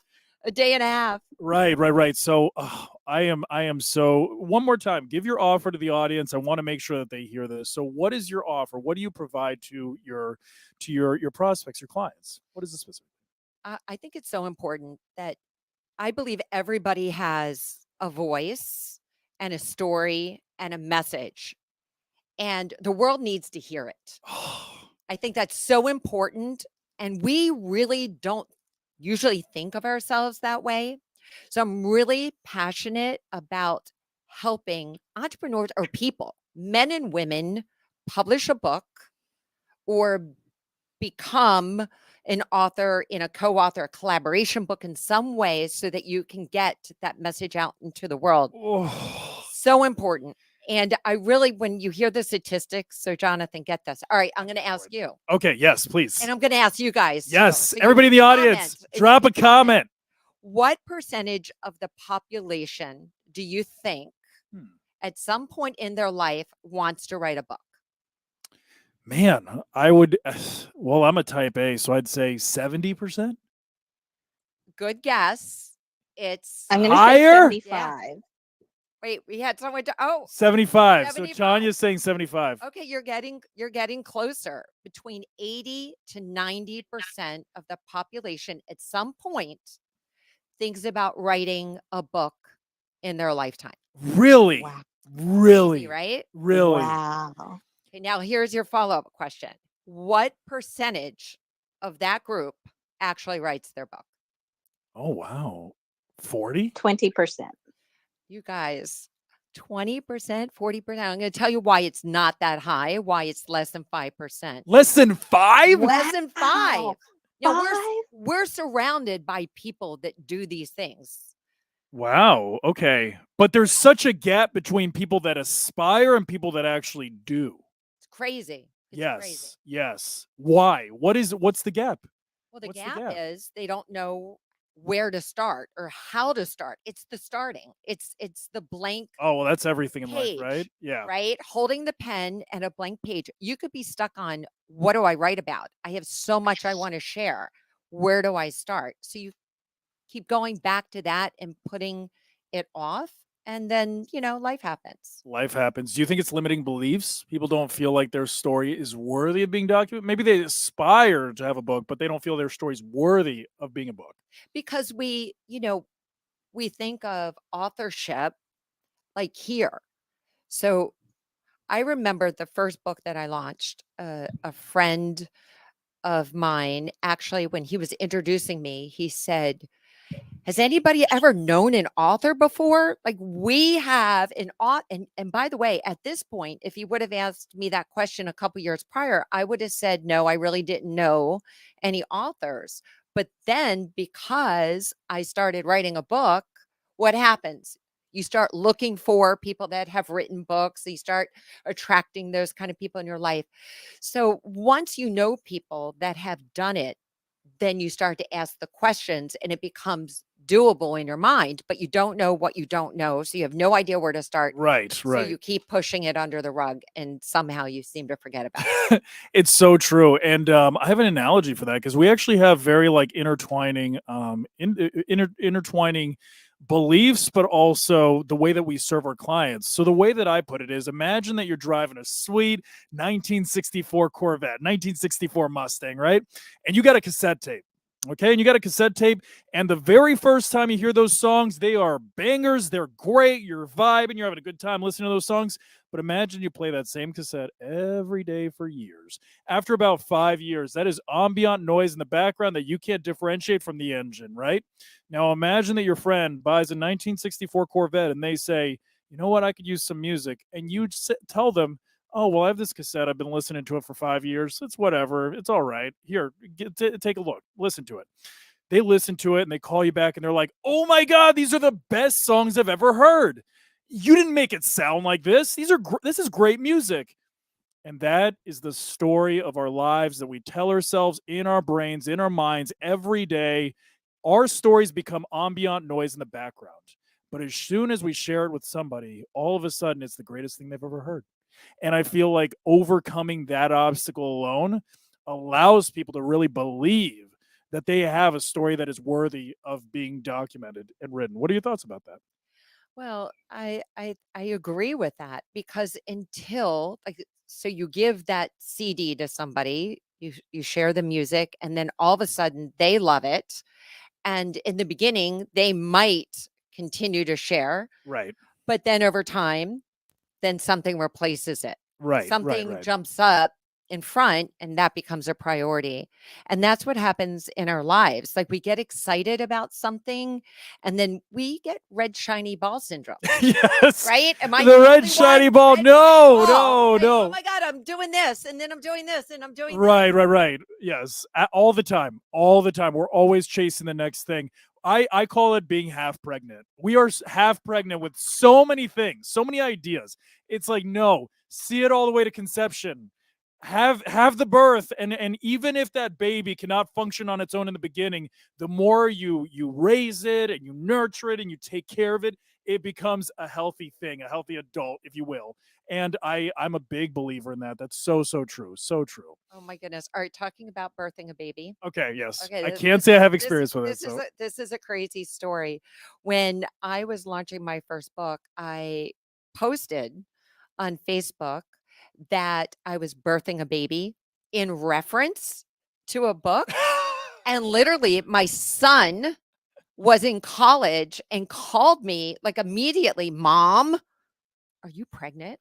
Like he oh read, my like, the first God. sentence. But you're a marketer. You knew what you were doing or Oh no? my right?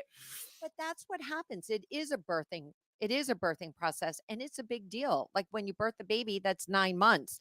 Hopefully you thought about it and you planned for it and you decided you were doing it. And if not, it's still great because it's 9 months to prepare for it. And that's what you need with any of the bigger goals that you set in your life. Like these things don't happen overnight. You got to get into a community and you got to start, with your mindset because we were talking about visualizing and what that looks like and most importantly what that feels like and why you want to do it. You got to focus on your why.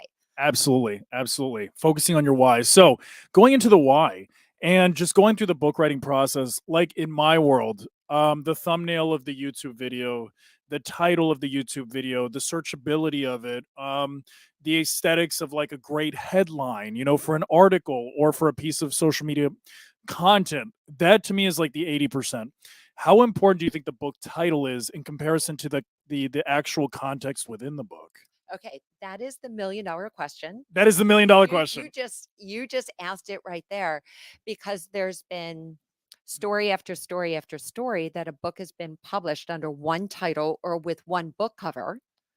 And then the author changes the title and sometimes just a couple words. And I heard earlier you were talking about AI, and that is one of the great reasons to use AI to kind of test certain ideas that you have. And so if you have a great title, if you happen to have a great title and you beta test it, I mean, you want to check these things out. Absolutely. It's really important. They all become your keywords. So it is very, very important. The aesthetics are very, very important. I know I go into Barnes and Noble and I look around and like it's red shiny ball. I like that. I have no idea what's written inside. I like the cover. I like the title. So yeah, that's what Right. grabs us. And then the title, the subtitle, Mm-hmm. the back of the book, Ooh, the back. That is nothing I've considered. Tell me about the back of the book. Oh, What's important in the back of the book? is really, really important. Okay, so for example, this is our latest book, co-author book called Becoming It's You. gorgeous. That is a gorgeous cover. Please show it for the audience. Do it for them. Yes, it is gorgeous. You should see it in person. Y'all are jealous. I know. So the back Available on Amazon. available on Available Becoming on You. Amazon. So the back of the book, the Okay, so importance now of it. the back of the book, because that's what, a lot of people look at the front Right. and then they want the summary on the back, like why me, why now, why this book. And so Mm. that's really important. And then what else? Why me? Why now? Why this book? Why me? Why now? Why this book? That's what you need to do for your back cover. She just gave away the secret, guys. And by the way, this applies to everything. So this applies to an online course. This applies to the whole digital marketing world. If you like, I also produce events. So when you go to a landing page, the website, you have to get the whole skinny, and it's got to draw you in. I mean, maybe there's a video, so we can't have a live video. right. Just Yes, yet. Yes. Just yet. I'm sure there would be a time. It's coming. Yes. Right, but online you can see something live.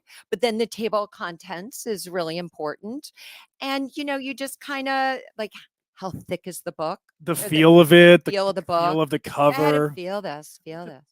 Oh, I like this Right? material. Okay, it's Silky smooth. smooth. Silky Yes. smooth. So all those things, because we make decisions based on feelings. Mhm. Absolutely. Our Absolutely. emotions. We have Our to emotions. feel really good, and we have to feel drawn to something. So when we know the author, then automatically, then I'm going to buy their next book. But initially, for a lot of new writers, which is really why this co-author book collaboration process, 5 advantages of writing a co-author book. But number one is you tap into other people's fears of influence. Oh, interesting. I Because like that. how many followers do you? Well, you have a lot, so you have a lot Yeah. of connections, Yes, right? yes. But on average, if the average person has 400 to 900. okay, so 400 to 900, but then you partner with 20 of those people. Now you're talking about 10,000 people or 15,000 people's Right. sphere of influence. Right. That is so powerful. But really quickly, I just want to touch on the title because my favorite example of an effective book title was The 4-Hour Work Week. It is a book about delegating, guys. When you read through it, I love Tim Ferriss. He's a great guy. He's so full of knowledge, but it's a book about delegating. But when it is framed as the 4-Hour Work Week, sells millions. And I just find it incredible of how impactful such a small element like that can be. So yeah, go ahead, please. Well, share. so I just listened to Tim Ferriss talk about that book title. Oh, really? Last week. No way. Last Okay, week. please. I was please just share. listening. So he went through 4 or 5 different book Did he? titles. He No way. did. Wow. It didn't just land. So when you're thinking about doing something like this, writing a book, don't wait until you have the perfect book title. That is where you get the beta group together, you consult with somebody that can help you process and think with, and don't let that hold you back, because you can always retitle, or you can always play around with titles. And this book actually, so this was my first book right here. Oh, was it? This Can I was my touch it? first book. I feel like I need to touch it. Yes. This one has like it's a little bit more of like it's I don't want to call it a plasticky feel, but it's like it's got a little bit of a heavier cover, and it just like yes. And like look at this gorgeous woman on it. What is your destiny? I love it. I love that it's a photo of her. I love the way that the destiny's written differently. The sub headline, it's a beautiful looking book. I love this. Well, so this is interesting. It did not look like this 12 years ago. Really? When I first produced it. So go ahead. This is 10th anniversary, yeah. 10th anniversary. So I redesigned the entire cover to make it fresh, to make it Modern. new. Yes, modern. It's like your home. Of course, you're going to renovate your house. I love that. Renovate your books like you renovate a house. Yes, that is such a thought. We need makeovers. You need to redo your hair. You need to, your style. You have different phases and stages of life. It's so true. You're helping me realize things that I didn't even, I think the thing, but I've never heard it put in words. It's so funny because, like, big fan of Tony Robbins. I've read Grant Cardone's books, and it kills me when it's an old photo of Tony or an old photo of Grant, because I feel, and correct me if I'm wrong, I feel like the information is dated because the cover is dated, right? Is there something Yes. to that? Yes. The information is so dated, true. right? Oh gosh. I mean, you're so spot on, and we need to. And I think as a business owner, as an entrepreneur, that you should have branding photos, and you need to refresh every couple years. Absolutely. Everything about you changes, and all of your assets need to reflect the change, because let's face it, we're a different person than we were yesterday. Literally, all of our cells, 7 years, we all replenish our new cells. We're a completely different person every 7 years, right? Hair changes, hair texture changes, skin changes, all of it. That makes, but I've just never heard it put into words, but it's so true. What now, another question that I want to ask you is, when it comes to keeping attention in a book, what are some of the key elements? Like, I know that, when screenwriters, do you want to hit that? I just don't want to lose your live. Yeah. I'll be right back. Yes, I don't want to lose her. So I'll go ahead and pitch the question as she's walking, because I've worked with Hollywood screenwriters in the past, and something that they've shared with me in the past is that on certain pages, certain actions are supposed to happen. How do you keep a book engaging throughout? Do you have like certain points in the book where you need to tell this story or that story, or is it completely customizable? Is there structure to writing an effective book? Well, it depends what type of book we're talking about. Okay. Okay. So it's if it's informational, Yes. Yeah. right? You want to just give as much value, and you want to divide up the categories, the chapters, etc. A business book, you're going to get information. This book becoming you, and the co-author books that we produce. I have a publishing partner. Her name is Patricia Wooster, and what our co-authors do, and which is most interesting, even when you go to hear a speaker, you just don't want to hear information. I mean, if they're just spitting out information, it gets really dry. We need stories. Really boring. Right. Super boring. So to captivate, hold someone's attention, you got to share the story behind the whole, like the why. Before you can jump into the why, like why that became your why. And then you position it. So I always like Glenn Doyle. I don't know if you've read any of her work. She has a book team, but she's so good at storytelling. At each chapter, she drops you in, not to the beginning of the story. She drops you in at just the right point that she grabs your attention. It's like a hook. It's like even your newsletter. I mean, these are the ways that you write. If someone's just sending you newsletter that's just like straight off, buy my stuff.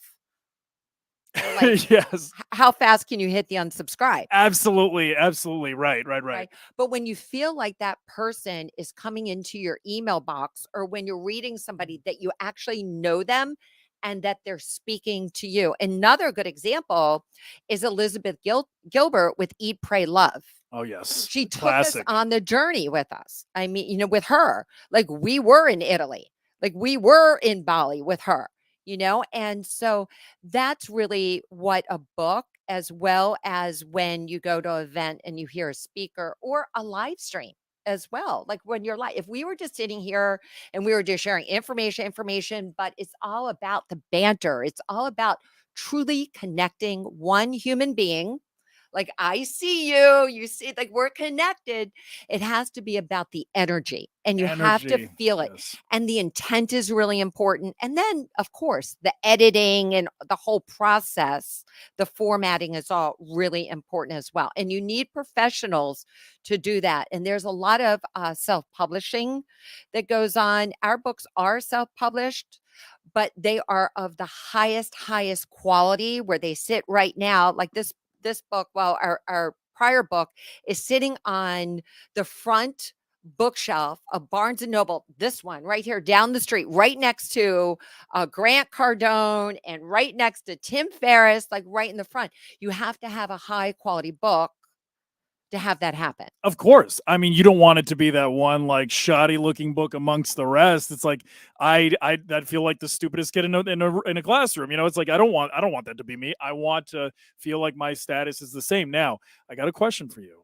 Now, I have a belief that you can't carve a pebble, right? So, what does that mean?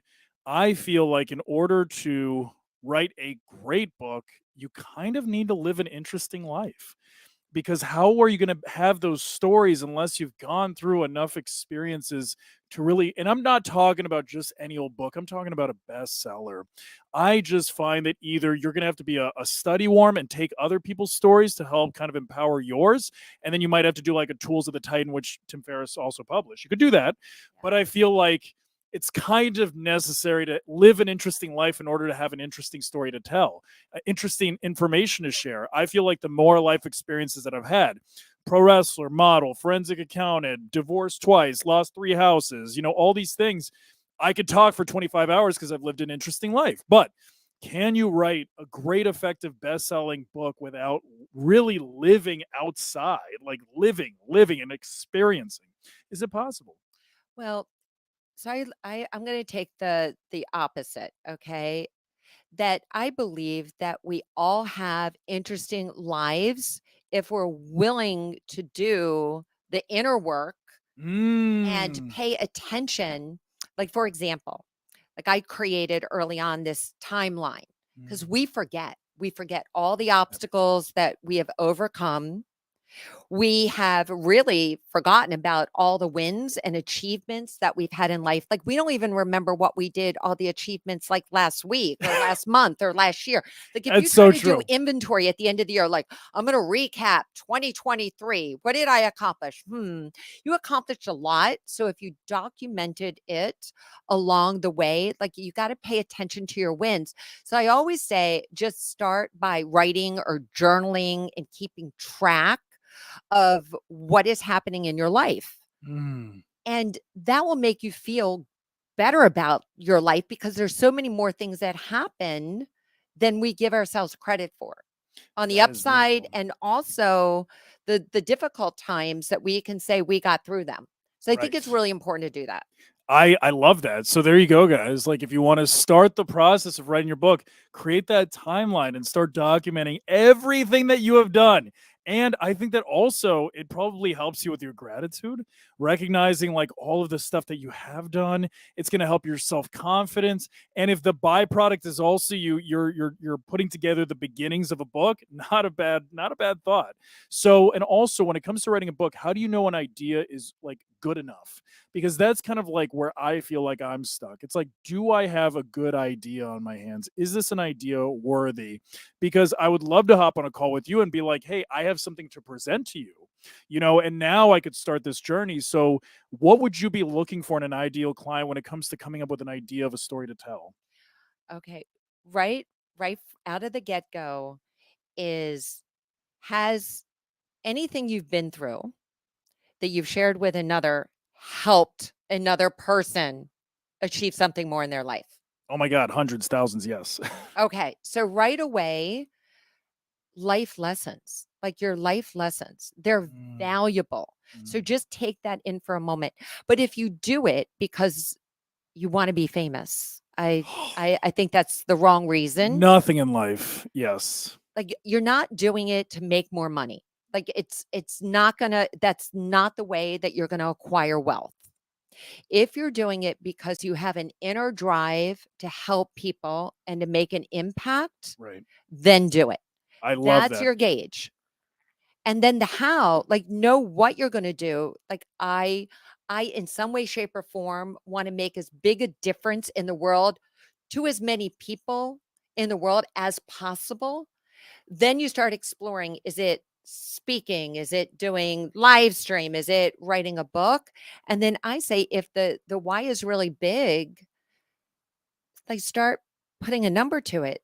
I mean, you can help just one person focusing on just a project like writing a book. If I help one person, it saves their lives, it makes them happier, you know, et cetera, more health, more wealth, anything, better relationships, then wouldn't I want to do it? Absolutely. And also what really resonates with me with what you said is, the person that will walk, the person that is only focused on walking to the destination will give up the quickest. The person that is trying to walk, that enjoys walking, is going to go further. And then the person trying to save their family or their community is going to walk the furthest. Right?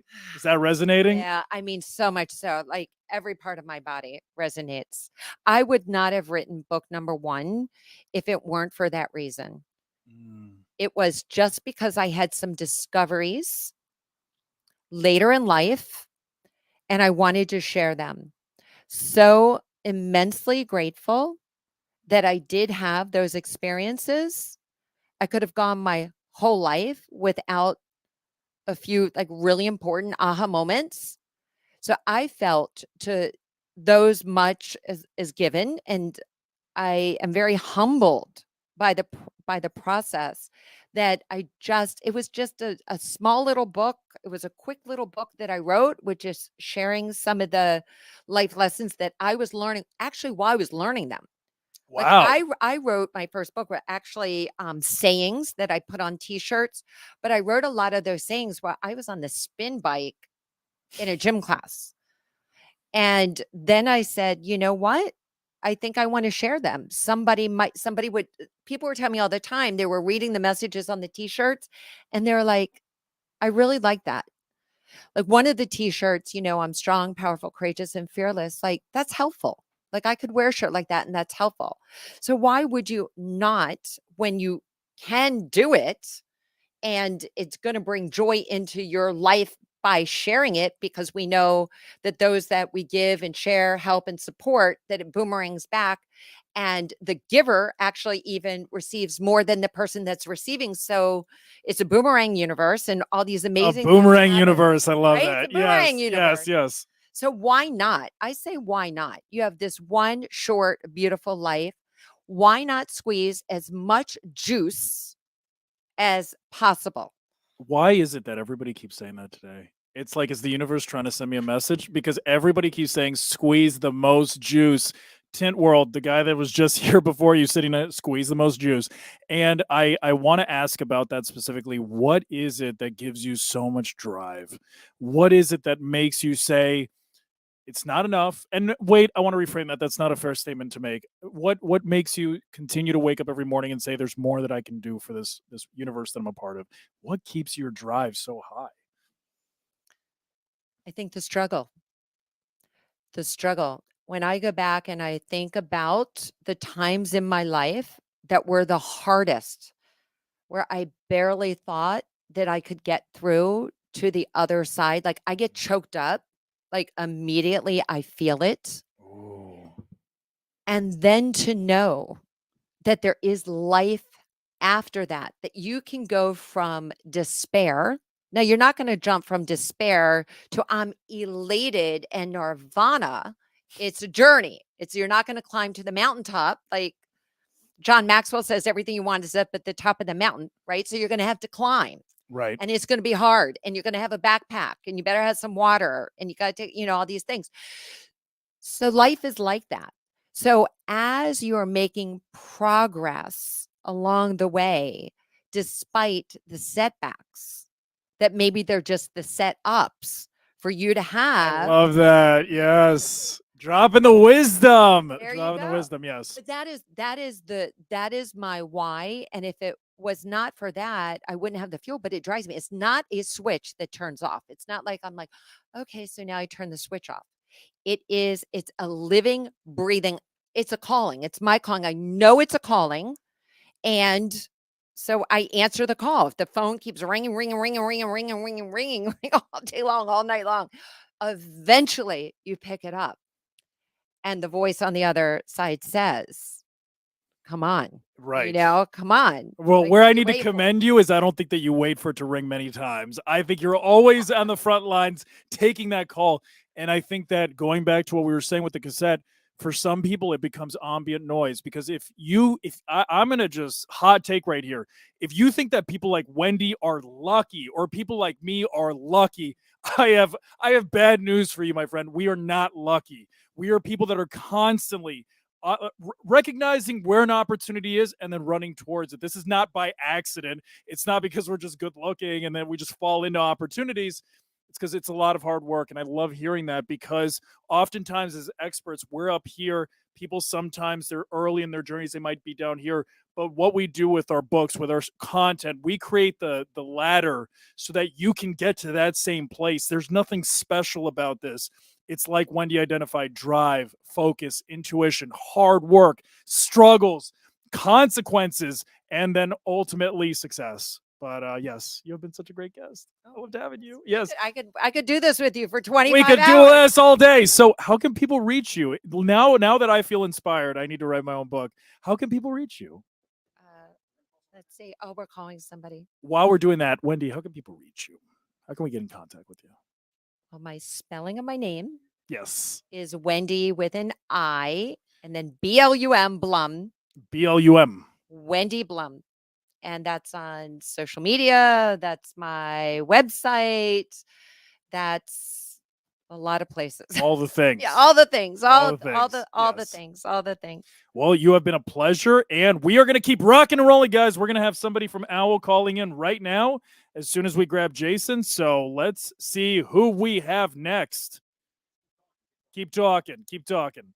All right. Well, while we're doing this, your community, Wendy, do you have any questions? I guess you can't see it. Oh, I would walk over love to there. see I'll if we walk could over just there. All answer right, some hold on. questions, some cues, Is there anything over there that we need to see? some cues and views. Okay. All right. We need X-ray vision. We need to be able to see across the room over there. Hello, hello, hello. Who do we got?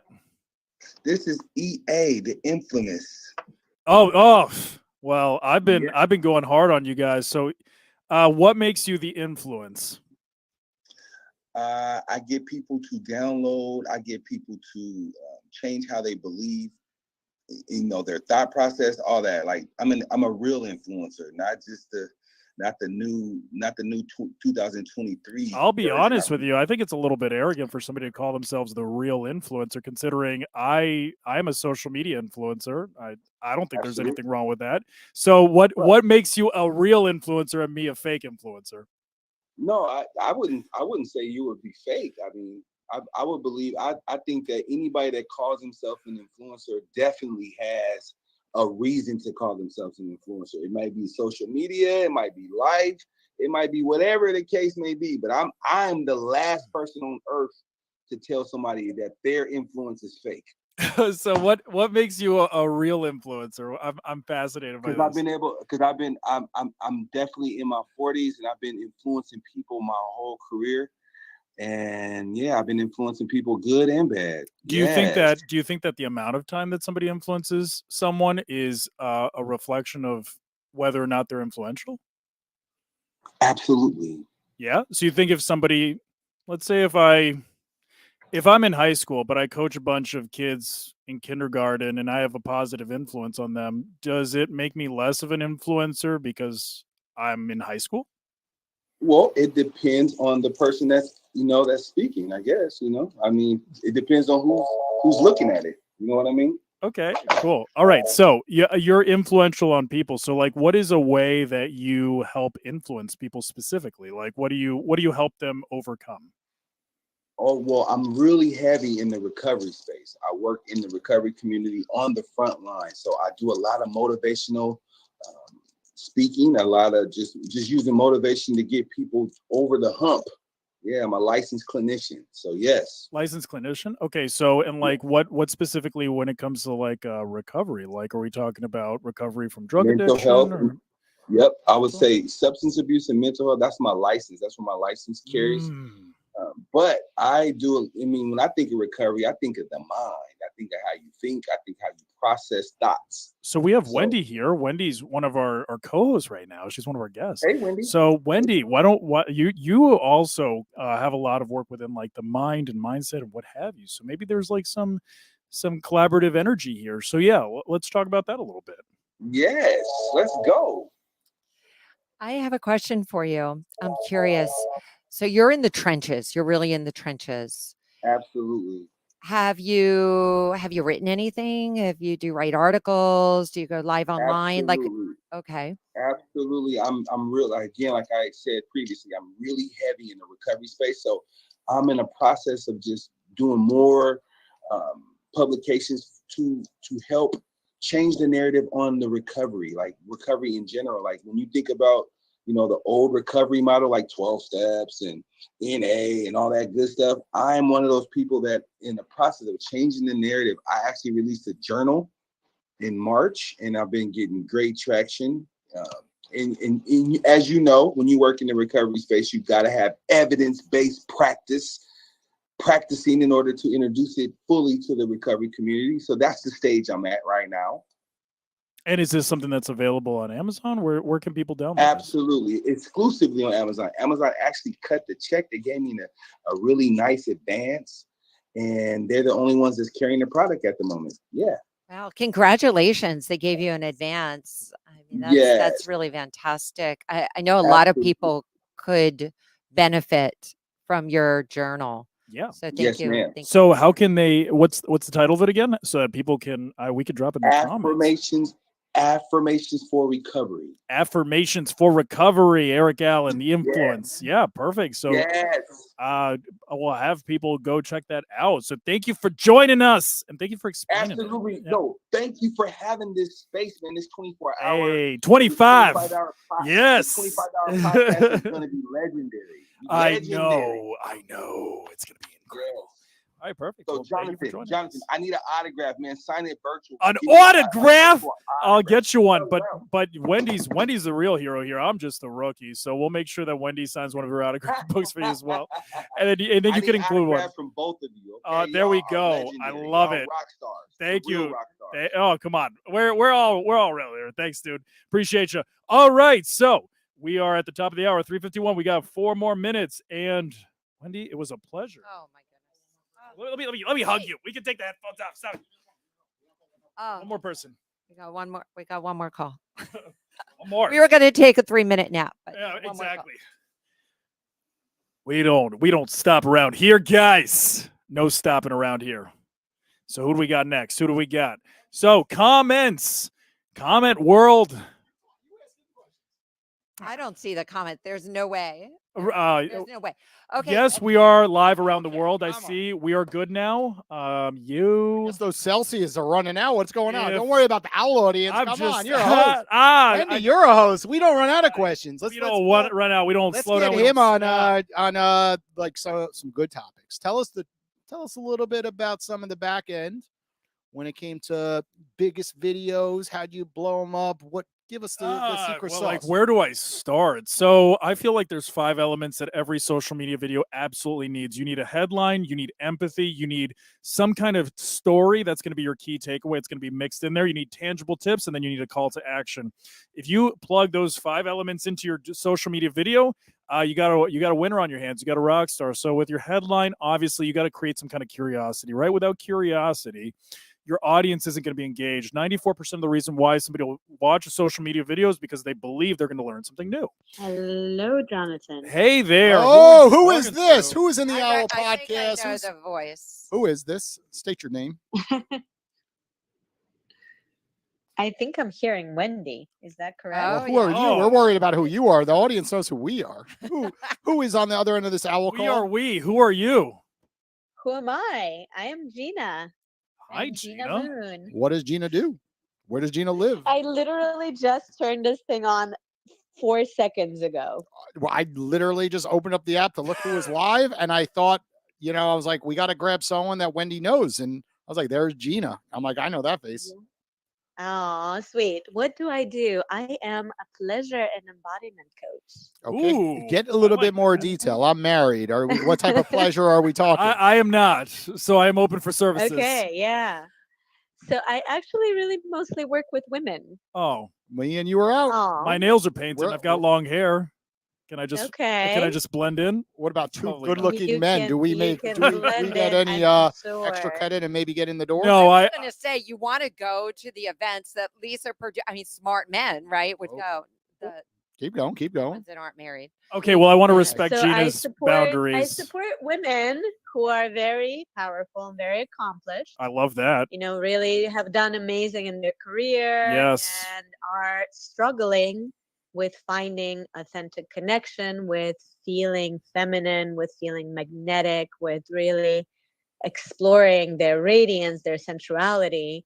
So they have like one area of their life really down pat and they feel really unfulfilled in these other areas. Ooh, I love that. I love that. So when it comes to what do you feel is like the bottleneck or the thing that causes these women to not be fully in their feminine? Is it because they're spending so much time in their masculine? Is it the Yeah, relationships that they're in? Is that sometimes the cause? all of those things. So all of the above, indeed. I think that women do need to play in men's worlds very often, and sometimes it's very difficult to shift when they come home to be in their feminine with their family and to be completely in their masculine work. Because I have so many of my clients that say, you know, if I even show any sign of being a woman, I'll have my ass handed to me That is so by the true. men And that I work I with. really believe like I worked for a powerful female entrepreneur for over 3 years. She was a Mhm. powerhouse and I saw the way that it would wear her down all the time. Yeah, Having to be yeah. around these really successful men that would just it's almost like they know how to prey upon it. It's almost like this Mhm. biological evolutionary thing where it's I don't know that it's always intentional, it's an energetic thing. And she would come You home, are so she would right. be so exhausted. Not like I've been working for 10 hours, it's an energy thing. They would just be her face would be white. And she'd be like, and Mm. there's nothing that I could do. She's the owner. I can't step in as a man because then it's like it's mansplaining. It's a guy Or the good saving old me. words. Just calm down. Calm down. Oh, You don't say those words. So it Look at was Gina smiling. What part happens of when you it- say calm down? a part of it was getting Yeah. out of her way, but seeing the way that she struggled through that. So this is resonating with me deeply. Wow. Yes. Mhm. Okay, we're Yeah, at the exactly. You really got it down because it really is an energetic thing because you feel like if you let your guard down even for 3 seconds, then you know things are gonna go not your way. Somehow you'll be taken advantage of, etc. Absolutely. So having to, you know, being for 9 to 12 hours of your day in that energy and needing to come home and not be that for yourself, for your children, for your significant other, etc., is very challenging. And then we lose that polarity with our lover, with our partner, right? Like it's like who wants to? Then there's no Polarity. Oh, desire. Yeah. you're dating your sister. Let me ask you this, Well, Gina. either real that quick, or your real quick. I brother, got to time right? out because I have to get over to Kapow. I have a lot of people that Oh. are showing up at 4 p.m. and we're going to put this live stream on the big TVs at Kapow. We have the whole back room. So if you Yes. happen to live in South Florida, Gina, you Yes. better get your ass in the car and head over to Kapow. Oh, I know you Gina. live in South Florida. Come meet us for a beverage. Okay. And Wendy, Yeah, I of mean, course, it's is going to be there. 3:57, Everyone so I should listening, be Wendy's there by going to 4. Kapow afterwards. And then our next guest, Eric's going to step in. And then after he's done, he's going to Kapow. And then Cindy Metzler, who's going to be at Kapow, is coming back to this studio at 5. So bottom line is, you know, of course, you know, I'm headed out of the studio, so I just want to say goodbye. Not real bad. quick. No, we are. You guys got Gina on the line another 4 or 5 minutes. But Wendy, what are you giving away for the raffle? Gina, you just got in the raffle. You don't even know that. Oh, there you The go. raffle. What is the raffle? Are you going to give away a book? Well, 2 books. 2 books. 2 books. Two yeah, books. for sure. I mean, we're talking about writing and I'm sharing your stealing them. story. I'm just kidding. I will order Okay. mine properly. Okay. Okay. You know, the whole thing, a book can change your Going life. in. And you don't know what book, what story, what message you're going to hear that's going to change your life. And listen, sometimes when something just lands, you're like, okay, that's for me. Like, so I know you're doing the drawing and you don't know, like I see you've got the wheel right there. Gina just got in there. Anyone who calls in gets into the drawing that we Okay. call. And then all the commenters I'm adding also who join us on LinkedIn Live. So at the end, there's going to be hundreds in here. And Oh, every it's one getting of our hefty. guests, we have 22 people coming live in the studio are giving something away. But then also we have Celsius merchandise, Owl merchandise, and a few extra surprises that I can What's share in the just now. box? Something in that box. Where's What's in the box? special box? We gotta get the box for you. We got to get the box. Okay, but I have to leave. So final words before I leave. You are good, Jonathan. You're going to be alone. We are ditching you. By the way, we're putting someone in the studio in a minute. Okay, I know I'm good. We are out of here. So How long do I have left on this stream? Um, That's all I need to know. You're good until 5 p.m. 5 p.m. Okay, so I got another hour. So I will figure out how to switch. 5 but yeah. p.m. Someone will come back. It's Joy McAdams who Okay. will be joining you and In studio. Yes, I will send you an email. In studio and in stream. I'll text you. Yep. Perfect. All right. Thank you guys for calling me. That was super fun. Gina, thank you. You're a doll. You're a pleasure. Take care. Hey, Aw, thank Gina. you. Ciao, ciao, Ciao, ciao. ciao. Have a Okay, beautiful day. my closing remarks. Closing remarks. Closing remarks. It's never too early. Never. And we have some people joining us right now. And never too late. Really, to reinvent your career, to write a book. Actually, one of my clients turned 70 this year. Ooh. And she just launched. We launched her book this week. At Stop it. 70. Stop it. Never too late. What a powerhouse. Yeah. So do it. I know you're part of that 80%. Right. And you don't need to wait that long. Rooting for you. Exactly. All right, perfect. All right. So let me hug you and then let's get you out of here. Okay. That was awesome. That was great. I'm hugging her on her way out. Come on. I got to do the right thing. Okay. Squeezing through. Nothing's falling on us. Come through. Awesome. Don't break the set. You're not done using it, Jonathan. He can't hear me. He doesn't have his headphones. I just X'd out. All right, so we got another hour. Oh, we just lost it. Where do you want me? Go right there. All right, let's check in with the host, and then we will get started. Oh, we got two. We got two in. One talking, one not talking. One talking, one not talking. Perfect. All right. You look different out of your cop out. Oh, did you see it? All right. So we have. Oh, there we go. I'm back. Oh, and we got So Brian who do we got? Shulman and Nancy. Okay. Well, guys, we are going over to Kapow. I'm only here for another 5 minutes or so to introduce this All right, so this awesome give me guest. 2 minutes. I had to meet. minutes. Yeah, you go to the bathroom. This guy's gone like he's on number 3 only, guys. We got only like 18 hours left. You know, what are we gonna Should we time him? Should we time how long it takes him? No pressure. No pressure at all, Jonathan. No, lots of pressure. Probably. What is your vote? What do you guys think he's going to get to? Really I think music. he's going to get to 8 Celsius. What do you guys think? Nancy, Brian, what's your vote? For how long? Yeah, how many Celsiuses does he drink by 12 noon tomorrow? Oh, gosh. Ooh. I'm going to go with 11. Wow. Yeah, he's Good 25 guess. hours. Brian, what do you think? 25 3. hours. I mean, He's at 2.5 already. We started at 11. We're at 3. And I think remember, consumption will increase later. that's what I That's I what I'm agree. betting. That's what I'm betting on. Okay. How many did you say? I said 8. 8. By what time? 12 noon tomorrow. 12. Then, oh, Only 25 hours straight. I'm going 12. And how cool is this? This is no joke. We have guests all the way to 2 p.m. coming through the studio, one at a time. We've recruited everybody, and we're going to recruit more at Kapow Noodle Bar to try to fill the 2 p.m., 3 p.m., and 4 p.m. slots. And we're just having fun. People are shuffling through here all day. And I'm really excited about our guest today, Eric Rogel. Go ahead and tell the world a little bit about what you're up to these days. Oh, man, got a lot going on these days. I have the Bold Men Brotherhood. Okay. Which is a mastermind for men who want to be the best leader, the best father, the best husband they can be. And so we meet weekly with those guys. So that's coming up. My next book is coming out in September. Okay. It's called Lions Raised as Lambs. And that's another one about men who have been raised to be a little quiet, be a little soft. And how do you tap back in to that beast that's inside you so you can be successful in everything that you do the right way, tapping into it the right way and be the most successful guy you can be. Cool. And what are the prizes that you're giving away? Right. We talk to every single guest that has come through the studio, and people have given away, like Tinterol did pre-tints. That was one of the coolest ones. Then our last guest, you see these 2 books, is giving away one of our books to each person that wins. So what is the thing that you are raffling off? So that way all our audience knows. It's called Lions Raised as Lambs. And that's another one about men who have been raised. Oh, we're getting to be a little quiet. repeat. I don't know what's going on. Nancy, Brian, are you guys shuffling something on the back end? No, we haven't changed anything on our end. I don't hear feedback.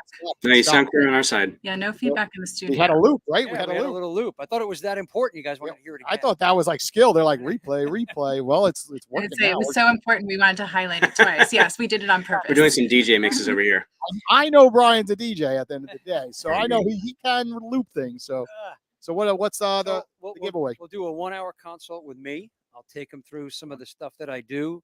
Give them 1 hour with me where they're going to get some really incredible strategies that they can use to just elevate everything in their life, live with more purpose, more passion. And we'll do that. Cool. And when the book comes out, they'll get a copy of the book when it comes out. So we'll do that.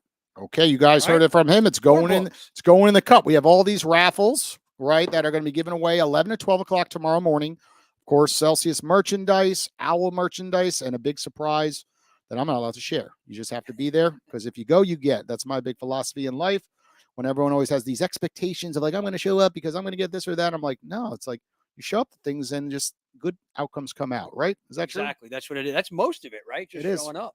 Okay, enough about me. Let's see these. Let's see Brian. Brian, welcome to the show. You know, Nancy's been on the entire time, but I want to say hello. My good friend, Hey. Wes, that was in Orlando. Good to see you, buddy. Good to see both of you. And we're in your good old town of Boca Raton, Florida. Yeah. I live down here for a little bit.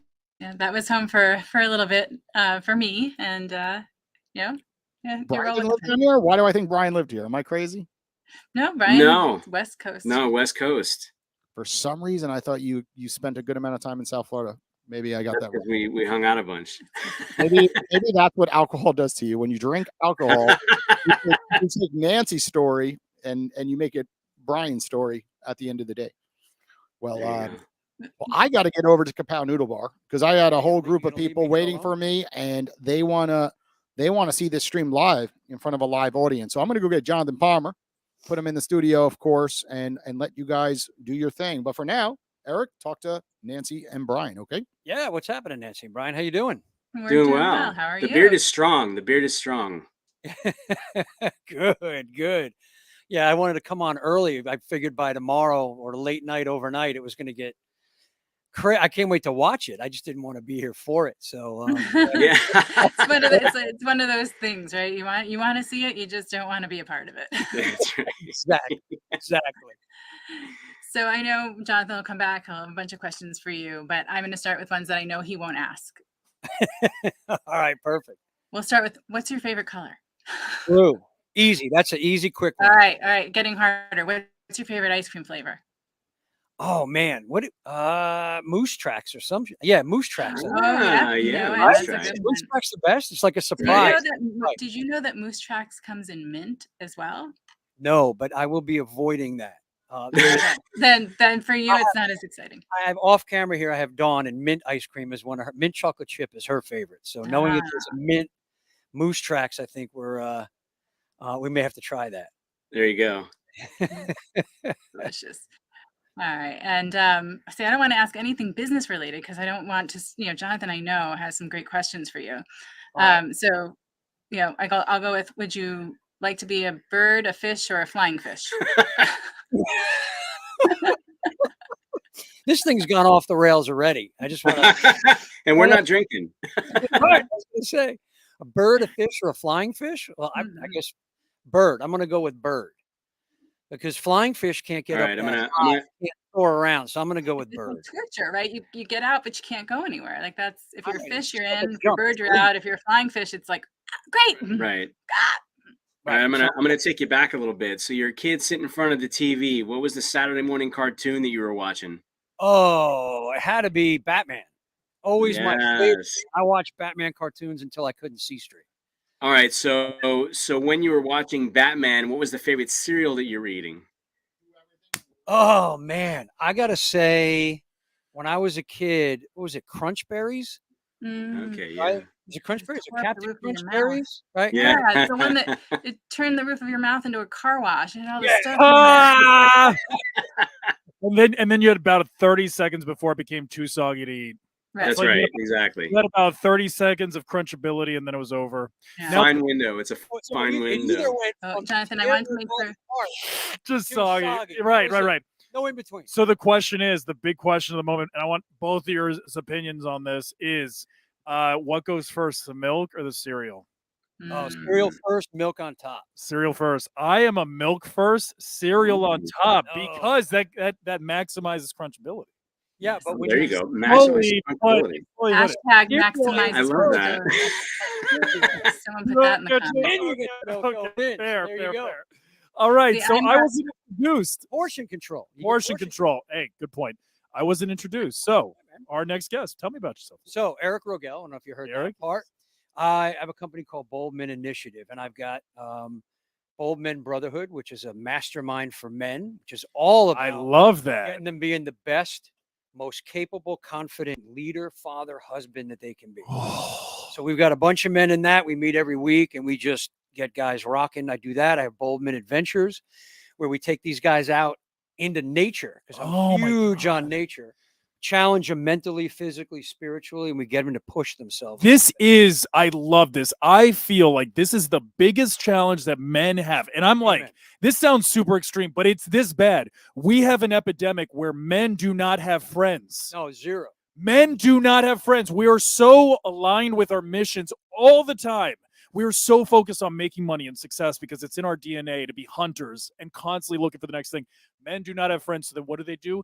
Their wives, their partners become their therapists. And that is very feminine energy. You need to be around more men. So this is actually something that I'm absolutely loving. I'm absolutely passionate about. So tell me more about that. Why is it that men do not have friends in society today? There's a bunch of reasons for that. And what I love what you just said was, so many of the men that come through the stuff that we do, one of the things they say is, shit, I didn't know anything like this existed. Like they're just, they'll say something to a buddy of theirs and they'll go, some shit's happening in my marriage or whatever. And the guy goes, let's go grab a beer and, watch the game and it'll be fine. Right. Yeah. So even when they do have friends, it's not a friend that you can It's very service level. go to, right. Go deep and we do that differently. It's what I call vulnerability from strength. So it's getting real. We have a thing in the group. It's the Sacred 7 core values. And that's courage, honesty, integrity, commitment, duty, honor, and love. Wow. So if we just take the first 3, courage, honesty, and integrity, if you have the courage, if you have the balls to be ruthlessly honest with yourself and then with another man, just saying as a friendship, then you can live in integrity because you're being real. Right. That's what's so important. And so we get guys to learn how to do that. The reason I think they don't have friends is because, listen, as men, we're independent. Yeah. And that's great. That's good. We want to be independent. Right. Women like groups. We always say men is me, women is we. Interesting. So we want to be, but we do have this innate thing in us where when we need help or assistance, we'd rather go to men and have men by our side, shoulder to shoulder. That's the brotherhood. Right. So you got to build that brotherhood to have that trust, the courage, the honesty, the integrity, all of that built in. Men don't do that. They don't. They see it as a weakness. They see it as feminine, like you said, feminine energy. It's not. When you do it from strength. So we have the 4 foundational archetypes that we use in our work: warrior, lover, king, hero. Ooh, tell me about that. Yeah. What are each one? Are they stages that we go through our maturity or what? Things we step into and we integrate, and Interesting. it's at different points when we're going. So the warrior, just for lack of, to make it simplistic, is our masculine energy, right? So you just mentioned feminine energy. The warriors are masculine, and we all have this. Men and women have this. Everybody's got it. The masculine energy in us are things like decision, bold, leader, steward, adventurous, risk taker, right? Guardian. All those things are our masculine side, our warrior side. The lover side, that's our heart side, right? So that's the feminine energy. Those are things. Now, when I first started doing this work, I thought, shit, the feminine side's weak. I don't want to be weak. Right. I was raised weak. I had to fight to get strong. Right. I'm not going back. Right. I'm not going Right. back. And Right. a lot of men are like that. They Absolutely. fight out and they go, that's weak. So you get into the heart side, but it's things like wisdom comes from there, which is beautiful. Wisdom is just a deep experience we share from here. Right. Right. Rather than from here. Right. Wisdom, creativity, playfulness, generosity, abundance, mystery, all the stuff that makes life so juicy and delicious, right? That's the lover side. Right. Now, when you take your warrior side and your lover side and you can integrate them, that's when you're living from king. You have both sides of this. So you're not this barbarian warrior with no heart, just running over people. And you're not this wishy-washy, weak, soft, lovey-dovey. It's both. Leading with your warrior, supporting with your lover, integrating those, and you're from king. So when we do any of our work, that's where we get men is always remember you're coming from your king. Lead first with your warrior, support with that beautiful lover. That's the leader, the husband, the father you want to be. Wow, that is so powerful. And that is so up my alley because I'll be vulnerable with you. I grew up with the Hulk Hogan's, the Macho Man Randy Savage, the Arnold Schwarzenegger, the Rockies, be really big and muscular because that is what makes you a man. You got to have a physical presence, hollow on the inside, emotionless, like Terminator, And what I found is that as soon as a woman would just peel back one layer, I was like a Three Musketeers bar. I was super soft on the inside and I would just crumble. And then I was not embodying what I projected to the world was not what I embodied on the inside. And then as soon as they identified that weakness within me, I'd lose them. Yeah, because you were coming from your lover. They don't want to see that. They want to see warrior first. That's what attracted them to you. The warrior that you had. But then once you went in and peeled that back, and like you said, you went into lover, but it's what we call a limiting lover. So just like there's warrior and lover. I love that there's terms to these things. I've never heard it.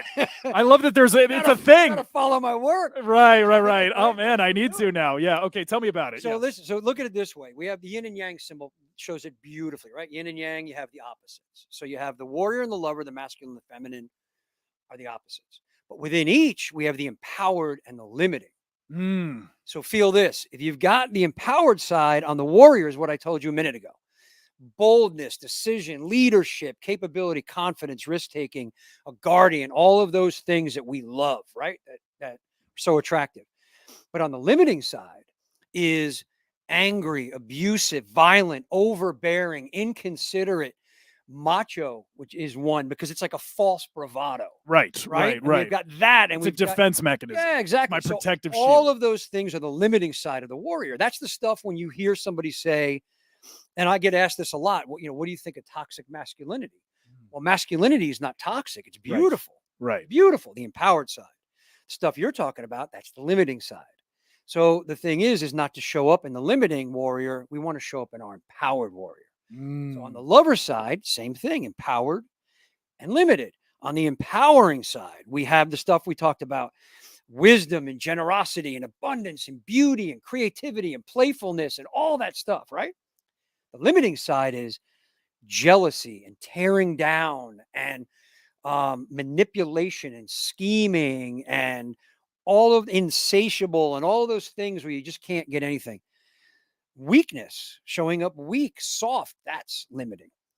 So when we show up this way, if we don't show up with our empowered warrior supported by our empowered lover, that's how we show up to these women. And so when you said you peeled back and then you got like the gooey nougat was in there and it was all soft and gooey, and she's like, the hell just happened? What happened to my warrior? Where was Right. It's a house of cards. Right. Yeah. So they want the empowered lover, which is they want your wisdom, your generosity, your creativity, all of those things. Love is a very powerful part of the lover, obviously, the heart side.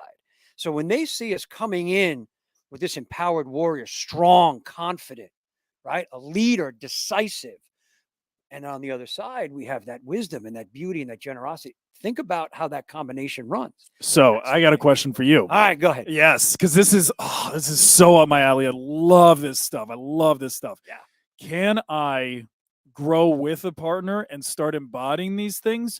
Or do I almost have to go on my own journey, stay single for a while, like go learn a skill, go learn the thing and then return back to someone? Is it something that you can do with a partner, or you got to ride it solo sometimes? Yeah, that's a great question. I would say the answer is it depends on the partner. Because some women have been, and listen, I don't blame them. I don't either. They have been through. I don't either. I call them man children, right? They just, they had.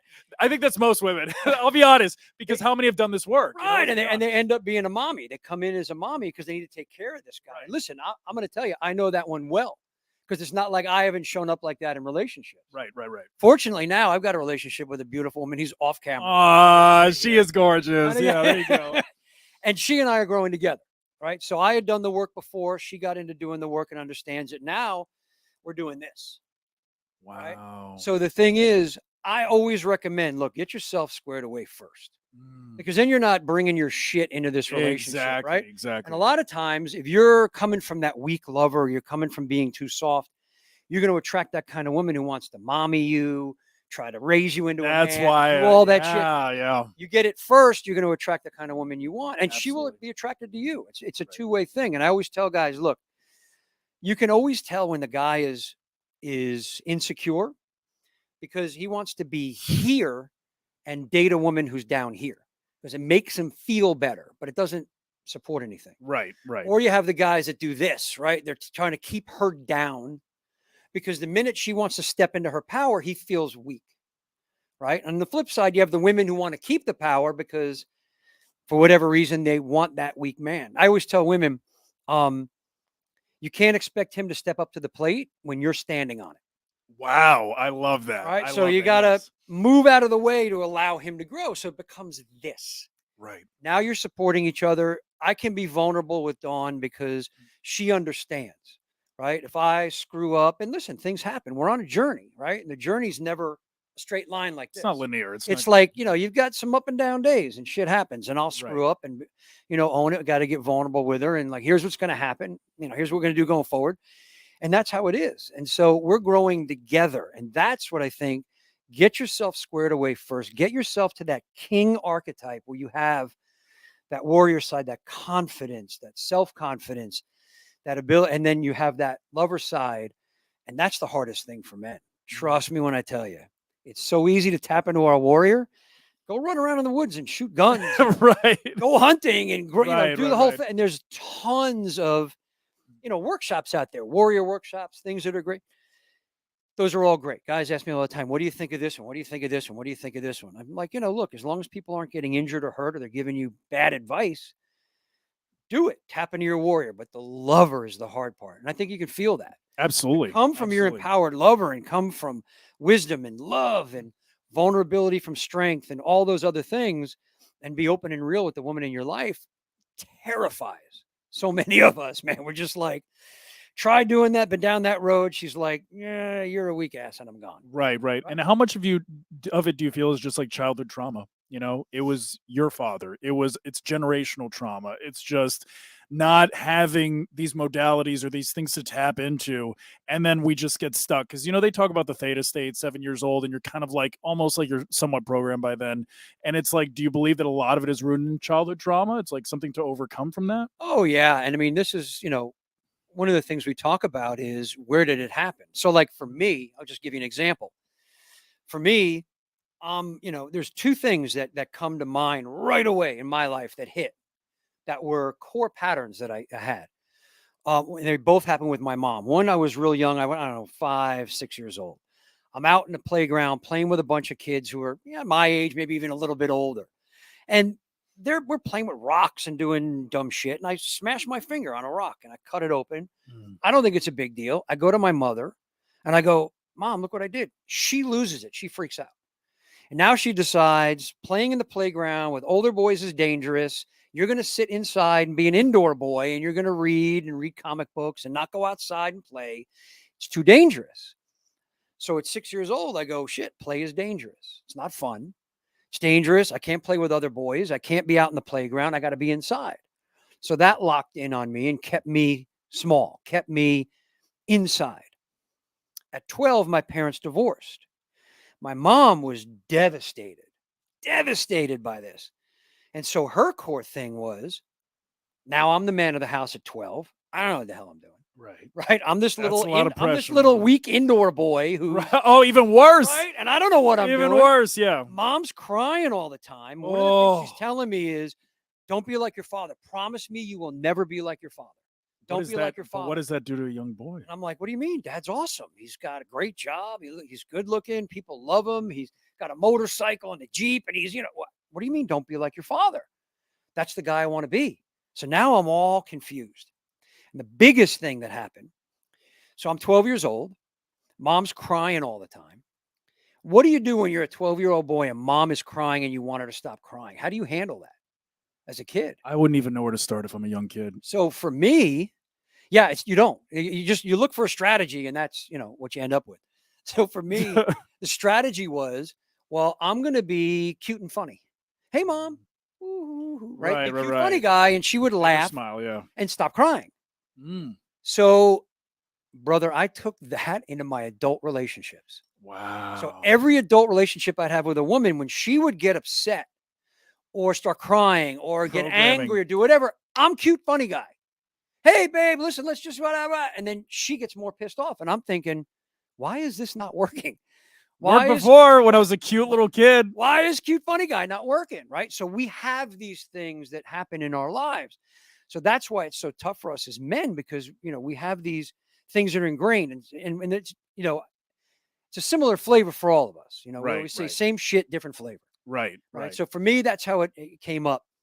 And I had to fight to get through that. Fortunately, I had a great mentor, guy that I work with now, a guy named Rob James, and he grew up the complete opposite I grew up. He grew up in his masculine. He was on a cattle ranch up here in Fort Pierce from a young age, and then went into the Marines. Mm. And here I am, a little indoor boy trying to do whatever. And I work with him to get tapped into my masculine. But once I got into that, then it became, how do I get this lover side that I had also crammed down and was, cute, funny guy and doing silly shit and, being weak and afraid and all that kind of stuff. Now that's got to get tapped into. Wow. So yeah, man, but you can, and I'll tell you this over and over and over, you can get past it. I mean, that the men that we work with do. They're like, dude, I wish I knew this when I was, in my teens, in my 20s. So so explain to me your process. Like when you bring on a new client or a man comes through, like is it a therapy session? Is it identifying these core memories and going back and identifying, because I feel like in order to really move beyond the experience, you have to sit with it. You have to recognize, like, you didn't just one day realize I'm the funny guy, and it was because of this thing that happened when I was 7 years old, and this thing that happened when my mom got a divorce.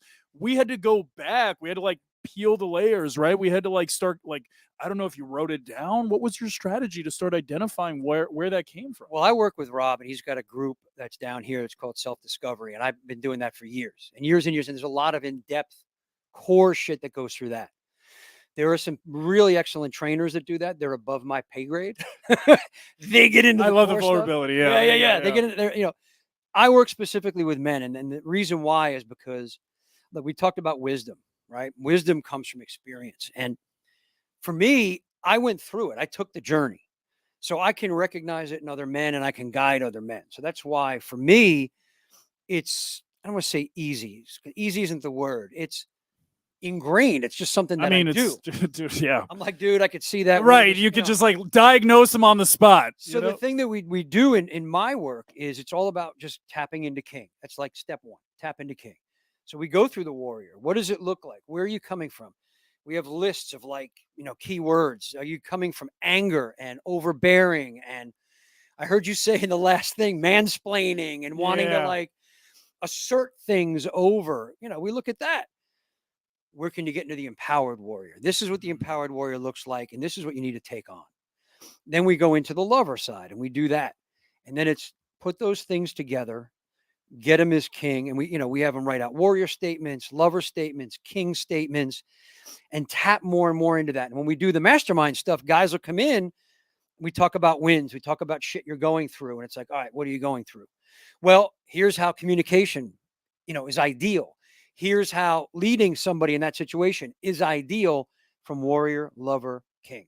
Wow. And it just becomes this easy formula that guys can remember. Lead with my warrior, support my lover always. That's what we call right order. Masculine. Warrior first, lover supports. That's your king.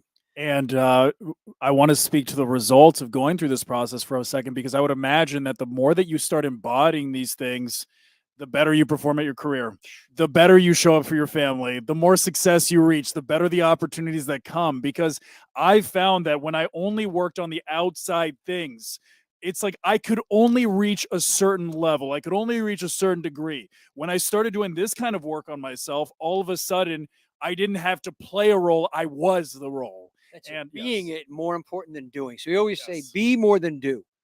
Right? Do is running on a hamster wheel over and over and over again. Chasing achievement. Right. Chasing So achievement. I tell guys, be the example. Right? That really is what it boils down to. Like, if you can operate from king at the level that you're operating a king, and I don't care if you're a king here or a king here, right? Operating from that king, you're an example to everybody around you, right? You're an example to your kids, you're an example to the people you work with, your friends, guys that are around. And that's what these guys strive for. You talked about results. I mean, last year alone, I think we turned around, 4 marriages? Just last year. Guys, literally, I had 2 guys who were out the door, living separately from their wives. Thought this would not. I had one guy tell me, we had an hour. I got him on the phone for about an hour, and I was telling him, listen, bro, this is what we're going to do. Warrior, lover, king. Just follow me on it. You're going to get results. Things are going to happen. And look, even if she leaves you, you're going to be stepping into your king. You'll find the perfect queen for you, right? Because love having a queen. Powerful king should have a powerful queen. This is not about, and people say all the time, you work with men, you must hate women. I'm like, God, no, I love women. They're amazing. Women are the most amazing creatures we have. Beautiful, powerful. And when you have that beautiful, powerful queen next to you, I got one right here, right? When you have a beautiful, powerful queen next to you, you level up yourself. Oh, absolutely. You're just doing this with each other, challenge each other, push each other. Not only this, but I have to interject. Yeah, go ahead. Like, have you ever been like really, really sick before? Have you ever been like really sick? Like just you're dying of a cold. And when a woman just lays next to you, there is like a healing energy to a woman just being by your side. I don't know what it is. I don't know what it is. That's what we call the divine feminine, the divine goddess. It's like you get better 3 days earlier than if like my dumbass is like sitting on the couch, just like, oh, I'm dead. I'm waiting for this to feel. And a woman just. They're magical creatures. That's what it is. It has to be. I don't know what that is, but I hope it resonates. Oh, yeah. Oh, no. I told you, it's a divine goddess. It's beautiful. When you experience it, it's like nothing else. And the women, when they experience men and their king, they're like, oh, yeah, that. Like, oh, yeah, I never knew that I could have that. I didn't even realize. But that's it. Right. They want safety and security. They want that strength, but they want it safety, love. They want that on the other side, right? Yes. So you can be a barbarian if you want, but if you have that love on the other side. So with the men, what I find happens is these guys that are out, right? So the one guy says to me, I'm telling him about warrior, lover, king, the whole thing. He's like, yeah, all right, let's do it. 4 weeks later, he tells me, look, dude, I got to be honest with you. When we first met and you told me what we were going to do, he said, I thought everything you said was bullshit. I was like, this guy's out of his mind. This is bullshit. And he said, but I was drowning. And if you threw me a bowling ball, I was going to reach for it. So I was in. Let's do it. 4 weeks later, his marriage is turning around. He and his wife have a great relationship. They're starting to have intimacy again. They're talking now. They put the divorce thing on hold. Talking about, and he said, first of all, I didn't think it was going to happen at all. Second of all, I didn't think it was going to happen this fast. And what it is, and at first I have a lot of guys that I work with that come in and they go, well, how come I'm sitting in this room with you or I'm on this Zoom call with you and she's not? Shouldn't she be? And I tell them, when you shift, she'll shift because you're showing up, little boy, weak, and you're limiting lover, whatever, or even in your limiting warrior, like you're overbearing, you're angry all the time. When you start to shift into your king, she can relax into her queen. Absolutely. And that's just the magic of it right there. Yes. I have to tell you that this is such good information for women as well, right? For us to gain understanding of the different, all the different ways these things come into play. So I think this is valuable information, not just for men. You're working with men, which is amazing. But I think that all of the queens that are out there that are not finding their king, here's your key to it, and understanding why your partner may be stuck, right? And what's there, and how we can nurture and help as a partner, not take over, but nurture and help our partners become the best version of them. I really think like this is just put it up, pink cover on it, and it's for women. It's incredible information that women. It's valuable for us as well. I really appreciate you saying that, and I love that, and that you're getting that. And what I would say, I would add one thing to when you said nurture them and support them to being their best. That's the lover. The warrior side for the women on leading that is demand his best. Yes. Don't put up with his bullshit. Right. Challenge him. Ask him why he's not stepping up. Show him where he's not stepping up. I mean, listen, Dawn will do that to me. Even at the level I'm at, I look at her and it's like, look, if I'm not doing what I need to be doing, and one of my core patterns is comfort. I love my comfort. Oh, but that's just being the human. Right. That's I just just love that's a my part of the comfort. human experience. So for me, it's about pushing out of comfort, breaking patterns, Oh, doing yeah. things new. Oh, yeah. And I've taken on new levels of that. And I have her going, if I get too comfortable, hey, what are you doing? Right? You got to step into this. So I would say on that, absolutely love them, nurture them, but challenge them. Yes. Or tell them to step up, and not from anger, from love. All of this Right. comes from love, really. Right, truly. right. It's Again, all again, wisdom, like things you know, but you need to hear, kind of thing. Because I know love and nurturing only gets me so far in my relationship until I say, okay, here's the deal. This is my expectation of you. What's your expectation of me? Go, do. Right. There you go. And here's the thing I'll ask you, because you brought up the women. So tell me if you guys see this.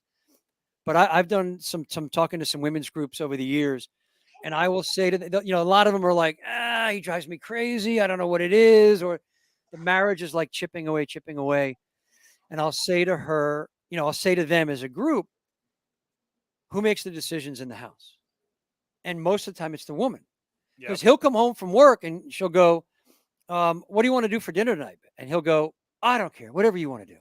You decide. Whatever restaurant you want to go to, whatever you want to make. You go, what movie do you want to go see? Oh, I don't care. Whatever you want to see or whatever you want to watch.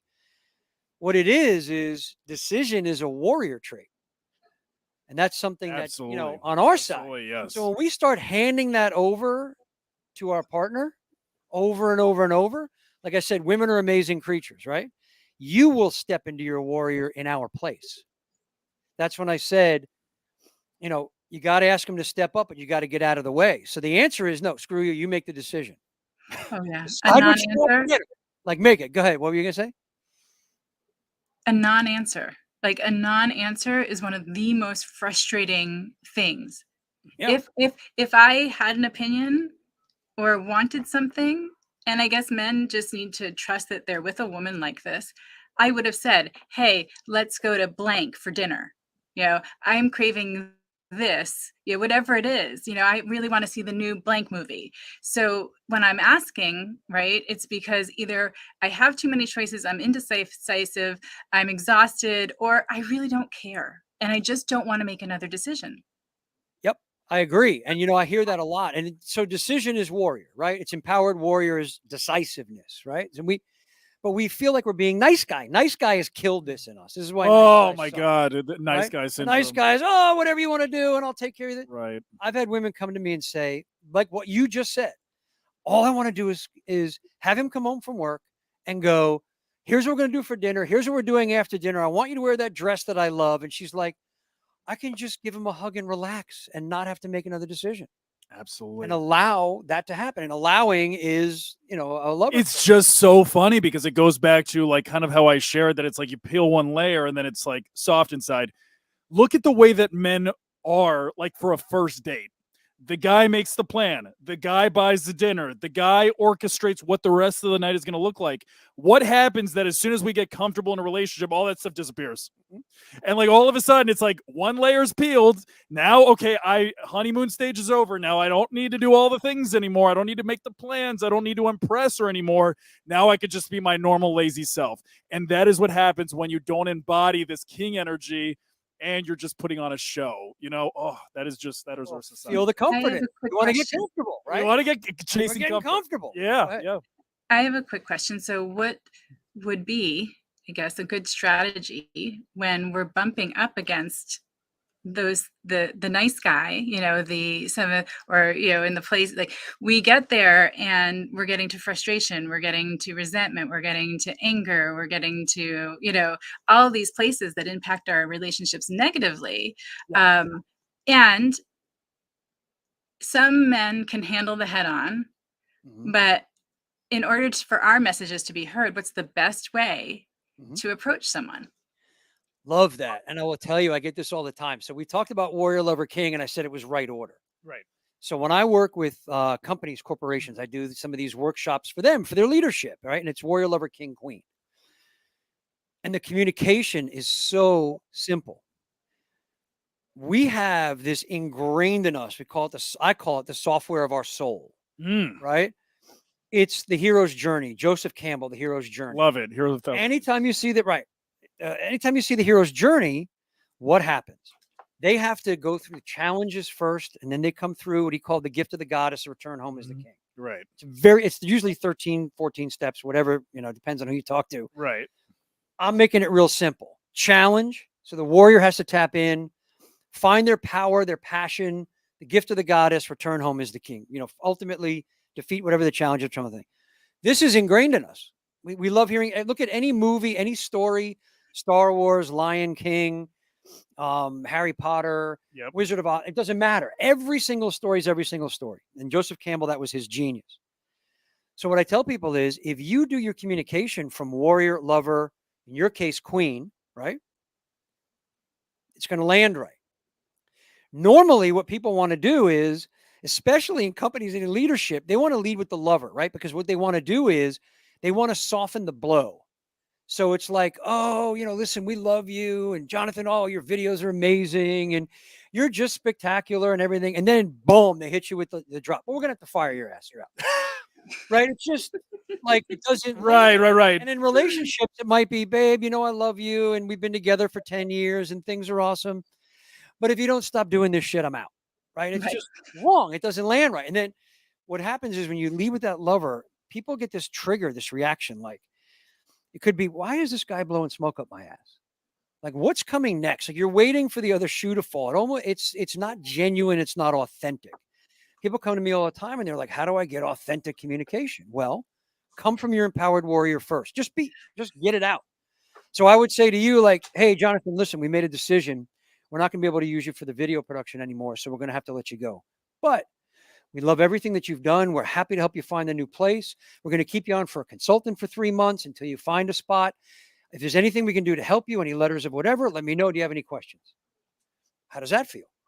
Oh, much better. Right. Because I supported that with the lover on the other side. Right. So the beginning was, look, decisive. We made a decision. Here's what happened. Now you got that out of the way. Now you can do the support with the reason why, and here's what we're going to do for you. Same thing in a relationship communication. You could say, babe, listen, decided we need to have a conversation. The conversation I want to have about is XYZ. And I want to get to a point where we can, I want to talk about this from here, from love. This is not about making you wrong or anything's wrong. I want to make it more ideal. And here's what my ideal looks like. And go from there. I don't want to make decisions anymore. It's way more ideal for me if you just make the decisions. And the way that I couch this with a lot of the men that I work with is everyone around you has a voice, not a vote. So you're going to take everyone's opinion. You can take, your husband can take your opinion, where you want to go, your suggestions, everything, and then put that around and go, this is my decision. Here's what I decided. And then everybody's happy. Everybody had a say in it. Everybody had a voice. But he's coming from King. Everyone has an option on what's going on in there. And it's communicated from warrior, lover into King. I love it. I love it. This is so good. So we got to wrap it up. So how do people reach out to you? How do they contact you for this men's group? I know I'm going to be joining it because, man, like I am when always are you starting the women's group? Hey, then maybe we got an idea there, but it's like I'm always looking for a group of men to help me elevate it. It sounds like this guy's the guy. So how do people contact you? So listen, we're on LinkedIn right now. So just go to my LinkedIn, connect with me, follow with me. This is what I always looking for, like people that are bold and courageous. I talked about the sacred 7 core values, right? Courage, honesty. Have the honesty, like you just said. Like, I want to be part of this group. I need some of this stuff. I want to learn more about it. As guys, what's really cool is I call it the Heisman hand check, because I'll say to guys like, okay, here's what we do. And they go, oh, that sounds great. I love it. And I'm like, all right, so when are we going to get started? No, I'm good. Oh no, I'm a battery ram. I'm going directly into it. Yes. No. All right, so I love bold. I love courageous. We're on LinkedIn. It's super easy just to go to Eric Rogel. I'm the only Eric Rogel on LinkedIn. Follow me, connect with me, DM me. I love having conversations with guys. We'll have a conversation. We can do it right in the messenger. We can set up, if you want to talk more about it, learn more about it, we can do that. But that is absolutely the easiest. Coming up very, very shortly, I have a Bold Men Brotherhood is the name of the group. That website, there was some technical issues with it for the last year. Just got them rectified. That's going to be out in the next couple of weeks. Nice. You'll be able to go to that. Just click a link and boom, you're in. Join us. It's great. We got some core guys that are in there small. I like to keep the group small. We get a little bigger, we'll do another one. Keep the group small. We get guest speakers come in, talk about like, their area of expertise, their journey, where they've been as men. No women. Sorry about that, but no women. We don't record it. We don't, everything stays confidential so you can be real and authentic, say what you need to say and all. I've had men come in and go, never been involved in anything like this where I could just speak and not get harassed or say, you're a pussy or you're weak. Right. It's, you're going to get that brotherhood, that shoulder that you can lean on from the guy. So go in, follow me on LinkedIn, get it done, man. We'll Get have it some done. conversation. And I think it's like I didn't recognize that I had this problem until it was way too late. I ended up leaving. My partner ended up leaving me. I lost a house. I lost a job. And I had to go through a very dark period of my life to get to where I'm right now. I always prefer the vitamin than the pain pill. And I am telling you right now, this is one of the greatest epidemics with men. So if you are a man and you don't think that you have this problem, you probably do. You probably do have this problem. You just don't realize it, okay? So I would have a conversation with him anyways, because you need friends. You need a brotherhood of guys that you can lean on during these times. And guys are going through something in society right now. I guarantee most of you need it. So whether you reach out to him or contact me and I'll put you in contact with him. Either way, I almost guarantee you need this. So thank you so much for your time. Oh man, listen, my time. I appreciate you guys, having the platform where we can talk about this, because you're right. It's an epidemic for men. Nobody wants to look at it. Very few people are looking at it. I'm glad that you are, you guys are, but I mean, it is because men need somewhere they can turn. And listen, it doesn't have to be me. I know a lot of guys out there that are doing stuff. Come to me. We'll get you with who you're comfortable with, but get with somebody, reach out. Join the brotherhood, man. We're here. I love it. Join the brotherhood. You remember, your wife is not your therapist. Or your mommy.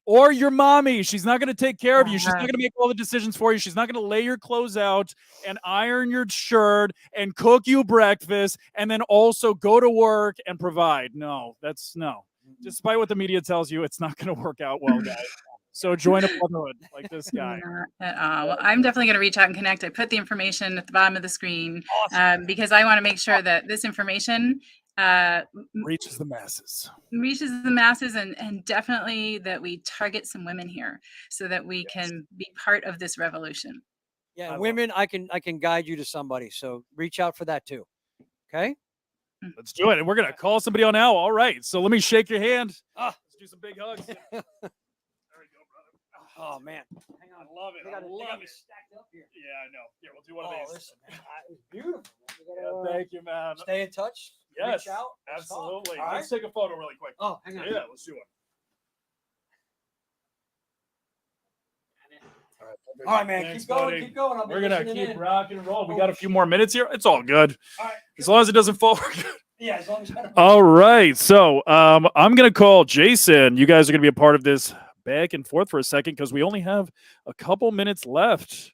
You guys know where you're headed next? We're planning it right now. So if we could all right. So if you guys can just keep it rocking and rolling. Do we have any questions?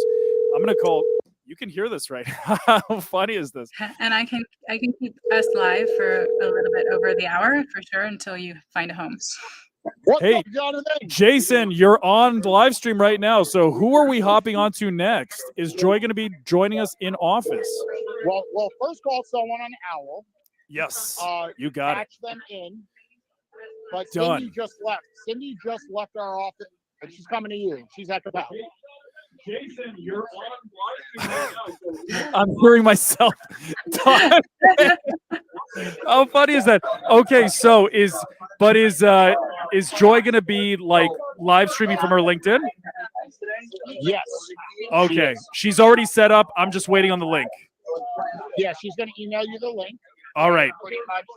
And Cindy Metzler is on her way. All right, perfect. Well, I need that link in the next 5 minutes. I'll be looking at it for marketing at OWL, right? Okay. Like live streaming from her LinkedIn? Yeah, she's going on StreamYard. Correct. I promise I won't drop you. All right, thanks, guys. I got your Enjoy back. on your television Call someone screen. on OWL. Call I someone got it. We're calling. All right, thank you for that. It sounds like they got Behind quite the a party scenes of going on over there. the behind the scenes of what it takes to pull something like this off, right? I mean, I love that kind of stuff. I love the opportunity too. All right, so I'm gonna move my camera a little bit closer. We're gonna now let's get a little intimate because I don't have anybody. Well, actually, we have somebody that's gonna be joining us, so maybe I shouldn't mess with anything. Okay, so let's check the Owl app and see who is available right now. Who do we have here? Let's see. I'm just going by. Let's see. We did Gina. Huh. This guy looks interesting. So, actor podcaster. We're gonna try Paul. Let's see if we can get Paul on the call. Paul on the call. Paul on the call. Let's call Paul. Paul on the call. All right. While we're here, let's see if we get through with Paul. Paul Vato. He looks like an interesting guy. There we go. How you doing, Paul? Hello. Hey, how you doing? Good, bud. How are you? I'm doing fantastic. So I am calling you, and you right now you are a part of a 25-hour live stream for Owl. How does it feel? You're on the hot seat. You're on the hot seat right now. How you feeling? I'm feeling well. Thank you so much for including me. Yes. I was listening earlier. I don't know if you could tell who was in the audience or not, but I was hanging out with Stephen Kimbrough. Oh, cool. Who might be listening. So I wasn't on, but I was on because I was listening. Now you're a featured guest. How does it feel to be a featured Even guest? better. Even better. Okay, so tell the audience a little bit about what you do. This is your an additional 5 minutes of fame. I'm sure you have a lot of fame already, but here's 5 more for you. So tell us a little bit about what you do. Well, today I'm being a man of leisure. I'm hanging out in Newport Beach, California. Oh, that sounds wonderful. After coming to LA for an audition, and before anyone jumps on me for that, it was for a commercial audition. So we're still auditioning as far as commercials and commercial work. Obviously, I can't talk about or promote any of my acting gigs right now. Fair. But I am in the new season of Ted. I think I can tell you that much, which is if you ever saw the movie Ted with Seth MacFarlane's Ted. It's got a whole ass season now? Well, now it's a prequel. Oh, it's a prequel, which should be out on Peacock sometime this year. Hopefully, after the That's strike is cool. over, we can talk about it. So I just ended up sticking around California because I'm in Vegas normally, and it was 100 and I think we broke a record last Monday or Tuesday, hottest it's ever Stop been. it. Like Hottest it's 120 ever or been. something crazy. Oh boy. Well, I Hey, look at your mad skills multitasking here. you guys enjoying this? Hey there, how you That's doing? good. That looks good. Sit down. I'll let you know. Right, there we go. Okay. I just want a little bit more of a close-up. I didn't work this hard in the gym and on my face to not have a close-up. There we go. All right, there we go. That's a little bit better. So, Paul, kind of coming back to you, buddy. So, when it comes to auditioning, what do you feel are some of the most important things to make yourself stand out from all of your competition? You know what? It's be yourself, because you never know what they're looking for, and you cannot outguess them. Like, oh, I think that this is what they want, so I think give them this. What does it mean to be yourself? I love your answer, but I want to go a little deeper. What does it mean to be yourself? Yeah, well, just put your angle on it, because only you can be you, and the reason they hire you is because of that. Now, it may get you more work, or it might. I was gonna say it might lose you work, but it's not. You're not going to lose it because it was never yours to begin with. Because there's been plenty of times where, and I think this comes with just being more comfortable in front of people. And now that we're getting back into the room with people, you just have to be comfortable in front of them. And again, it's just like not putting on an act, not acting really. It's just acting, but being yourself, so that they're like, yeah, this is the guy we want to work with. This is the person that's right for it. And I might end up booking something that they were looking for, something totally the opposite of me, or vice versa. I could go in there, be myself, and then they're like, you know what, we're going in a different direction. This is We're like gonna cast a female. The reason why I asked the question the way I did is because me as a marketer, a part of my job is to explain things in the simplest form possible so that people can understand what makes an offer unique, right? So something like be yourself, I can get very in my head about it, and I think that people do struggle with that, right? So for me, being yourself means, the way that you talk to your dog. when nobody's watching. That to Right. me is being yourself. That's like a way of putting it, giving a visual to it. You know, the way that you act, because like even with our parents, right? We still try to put on that best version of ourselves, especially if you had parents that were like, achievement based. With our Sure. partners, we still put that veil on because we have to be something around people. But the person your dog sees, that is just you, unadulterated, vulnerable, with no intentions or ambitions. We're just our silly selves. So when I started to lean into that on social media, or with my friendships or relationships, I found myself being less exhausted in my relationships, because when you're constantly trying to portray somebody else, or constantly putting on a front, that will exhaust your energy. I know people that identify as introverts that are actually extroverts, but it was because they were putting on an act around everybody. They're like, I'm introverted, I need to go charge my batteries. It's like, no, bitch, you need to like stop putting on that veil of the individual you think you need to be. So is some of that Yes. resonating with you? Yes. No, 100%. I mean, even the way we're both chatting with each other right now, I'm watching what I'm saying. I feel like, your voice Always. sounds very professional, but that's not the way you're going to talk to your dog. So I love the way you said that. I hadn't thought about it that way. I was always like, well, the way you act around your best friend, so maybe it's kind of in that same vein. But you're right. Even among, with my mom, I'm not going to let her know how I really am. She would hate me. Right. So. Oh my God, that's hilarious. She'd be so mad So, at you. Are you Hispanic? I am. Yes, Okay. yes, So I'm amigo. Venezuelan. I'm Venezuelan Cuban. So it's like, for me, like the whole mom thing, it's like, oh, like if she knows that I didn't eat in the last hour, she's gonna lose her mind. So it's like things like that. It's like Latin moms, forget it. They're so anxious, at least in my experience. Oh, So 100%. I mean, I'm still a virgin. I don't drink. And that's even though I own hilarious. even though I Yes. own a cigar company, I don't smoke. And I live in Vegas, so I also don't gamble. Just Oh, of in course case not. No. she's listening. And you are the only one that doesn't do any of these things. All your friends are horrible influences on you, but it's not you. It's definitely you're Right. not the one instigating anything ever. So yes, 100%. that is You know hilarious. me. Right. Tú I sabes, see tú you. I sabes. see your authentic self. Yeah. All right. So Yeah. how can people reach out to you? Is there anything that, provide value to your audience? Like, I understand that this is kind of what you're doing, but how can you provide your essence to the universe? Do you have an offer? Is there something that you're putting out there right now?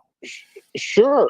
I mean, obviously on OWL, you can always reach out to me. I'm on OWL, but the easiest way is if you go to paulvato.com, PAULVATO. That's my stage name, Paul Vato. Easy to spell. Because I'm a guys. dancer as well. I'm just Oh, kidding. nice. I'm an actor, and Paul Rodriguez is my real name, but there's already a Paul Rodriguez who's a comic and a skateboarder. So paulvato.com, and from there you can find all my offers. Which I wrote a book called La Cama Sucia, which is I a parody like it. of the Kama Sutra. Right. It's available at vato.tv. But again, if you go to Kama paulvato.com, Sucia. That's La hilarious. Cama Sucia. Thank you.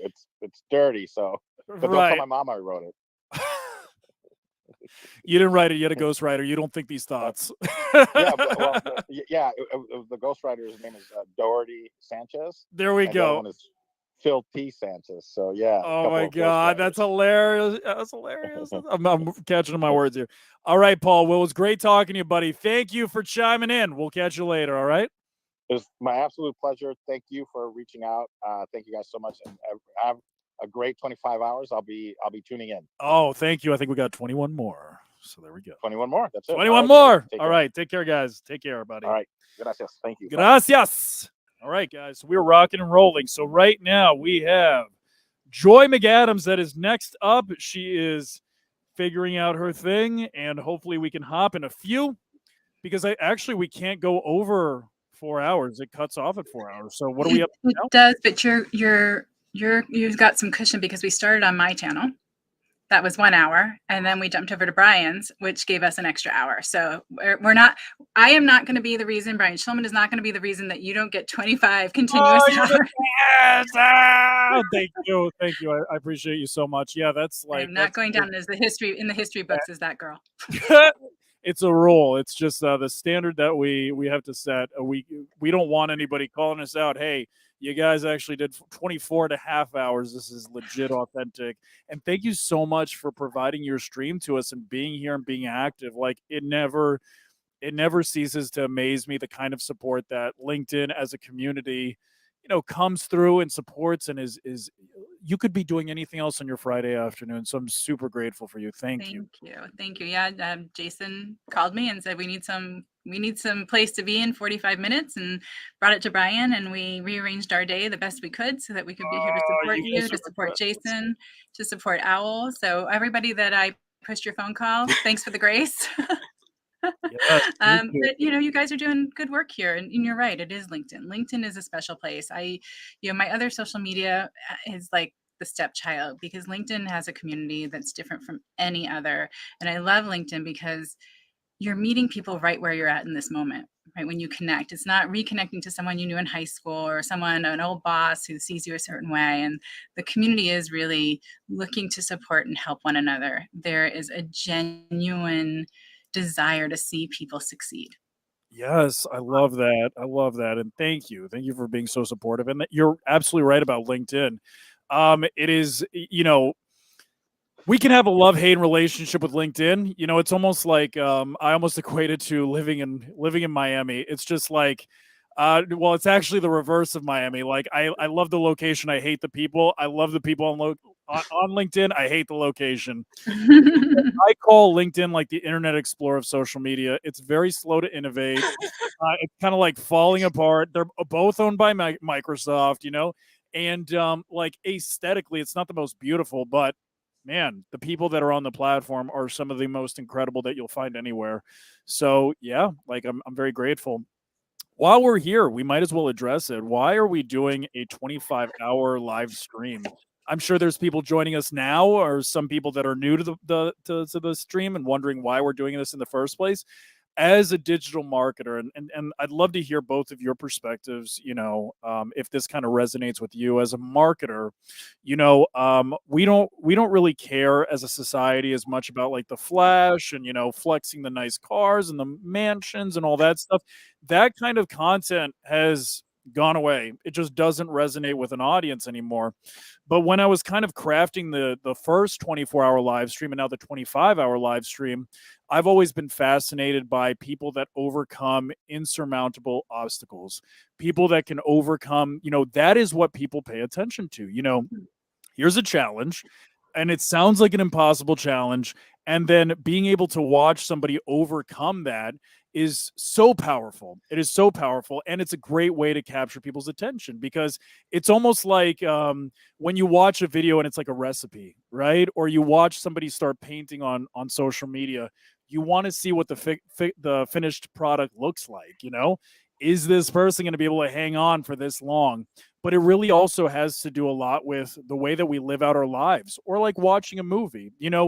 If the hero in the story does not go through some kind of insurmountable challenge, if Luke from Star Wars stayed a farm boy for the entire story, why would we watch it?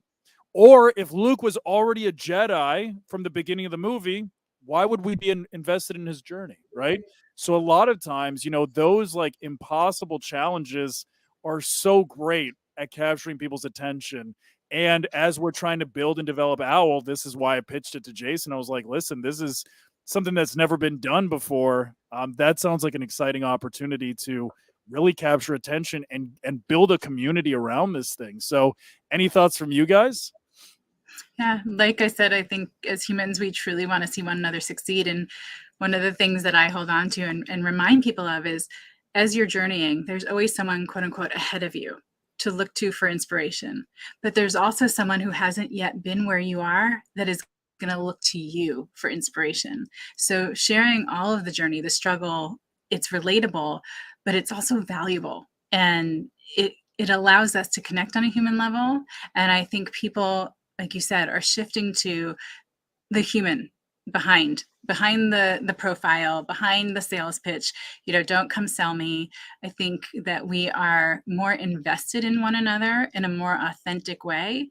And when you show the struggles, we can say, oh my gosh, I know where you've been and I can support you, or I can cheer for you the entire way. And it makes both of us feel good. I love that. I love that. A little bit of vicarious living, eh? Yeah. Yeah. She said it. She said it perfectly. Uh-oh. Yeah, no, she has always got the greatest words. So I think, look, it's the heart of it all that matters. The last handful of years have really done a number on all of us.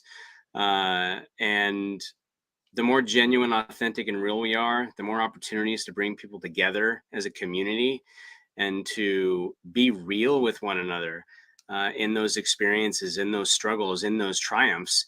The more we learn and grow and just become stronger. So I love what you guys are doing. I love what Jason is doing.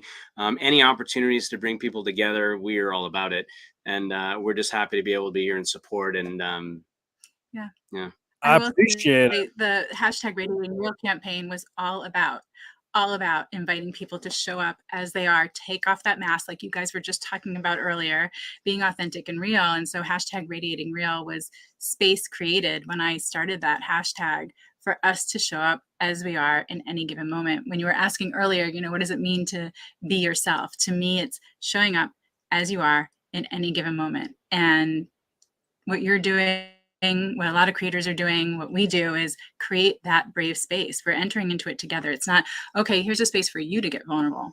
It's here, we're all going to get vulnerable together. And that's how we grow and that's how we connect. And it's so interesting because, like, when you show up as your authentic self, it doesn't matter if you're broke. It doesn't matter if you're a shitty human. It doesn't matter. Like, even the act of being that vulnerable will force you to kind of make that decision. It's like, listen, if I'm a shitty person and I own it, here's an opportunity for growth because I'm not going to be able to trek on this earth and survive unless I go within and change these things about myself. Or if you're broke, just owning that, well, now I have an opportunity to do something about it, as opposed to just putting on this facade that I'm not broke. And I've just found that even if I am not in the greatest headspace, even if I am not doing the best, but I embody authentically who I am in that moment, it leads to some of the most beautiful growth. But you have to own it first. And I Yeah. just find like that is so important, like as you go on your journey. I would say, you're saying even if I'm not in the best space, it's especially when you're not in the best space, especially when you're broken or feeling broken. I think it's everything we're saying wrapped up, right? You have to show up. You have to show up authentically. You have to be aware and own who you are if you're going to be giving to others. Absolutely. I love that. You have a way with words. Thank you. She does. Let's ask some questions to the audience. Like while we're waiting for Joy to come through, I'm going to check one more time, see if Joy is coming through, and we'll call Jason in 2 minutes if I haven't heard back. Let's see. Let's Okay. see. I have an offer from Aaron Gibson. He can do it. It wouldn't be right now. It would be after his show. So if you need something. Yeah. That works. That sounds great. Just give me a quick second. Sorry. Okay, yes. I am still waiting for the link. Oh, you have the link? Okay, fantastic. So if you guys can just hold us for a second, we're gonna switch over. We're gonna get it ready. All right. We got you. We got you. Appreciate it. Thank you for holding the fort down over here with me. All right, it's the masterful transition between one and the other. It's like we should drum roll, please. Everybody, bite your nails, hold your breath. Let's see what's gonna happen. Will he pull it off? Will he pull it off? Hey, I just want to send some love out there to the Positive Vibe Tribe. We love you. We miss you. We appreciate you. Thanks You're for always showing in up. our hearts. Thank you for showing up. Thank you for showing up. Yeah, this is an incredible undertaking. And, when you get the call that you can support something like this, it's an honor and a privilege. So we decided we were going to do what we could do and support the ways we can support. And honestly, Positive Vibe Tribe, that's exactly what you do. And all of you out there on LinkedIn, you don't even know the people you're supporting by showing up. So keep doing that. Keep doing what you're doing. Connect on OWL with people. You've got experts there, such wisdom. You've heard people talk in the last 3 hours. I know I have been incredibly inspired and have learned a ton. So inviting you guys to do the same over on OWL. Let's see. We got those are the questions. Sam, hi Sam.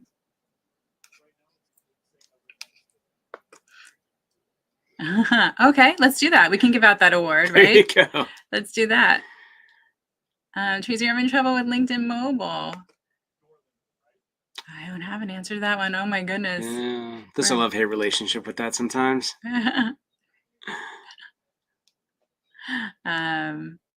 Yes.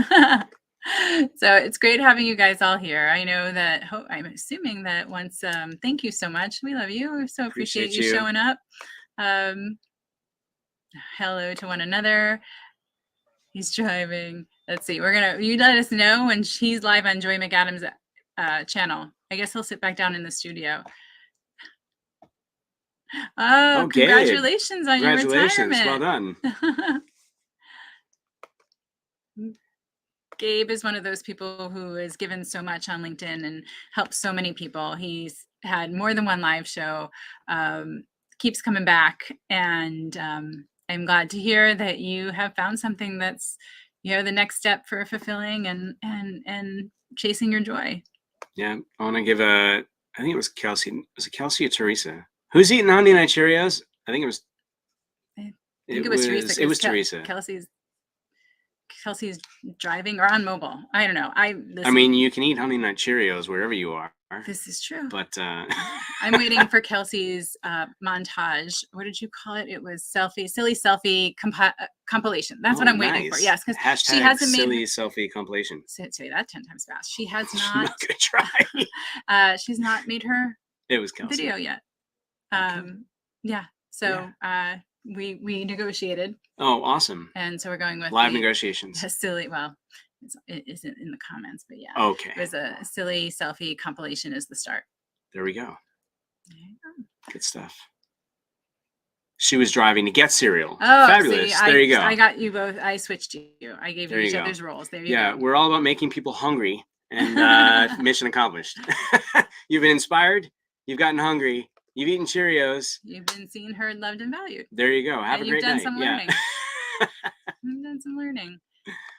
All right, you guys, I asked the questions earlier, so I might as well ask them of you. Tell us in the comments, what's your favorite color? Yes. And then tell us your favorite cartoon and cereal when you were growing up.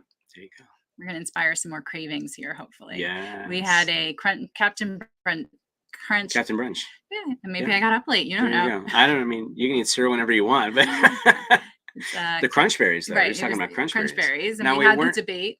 Weren't the Crunch Berries the ones it was like OG, and then the berries were in it with it, right? Now, when you ate Crunch Berries, if you did, at one point I think they took and made just Crunch Berry cereal. That was a special edition. Yeah, I remember that. Welcome to our cereal conference. Thank you. Why do we know so much about cereal? Yes. Yes. There you go. Yeah, all right. So no, you're good. Kelsey's. Make sure you keep your eyes open while you're driving. I was the. No, that was Teresa. Kelsey is the one. Can you guys get together?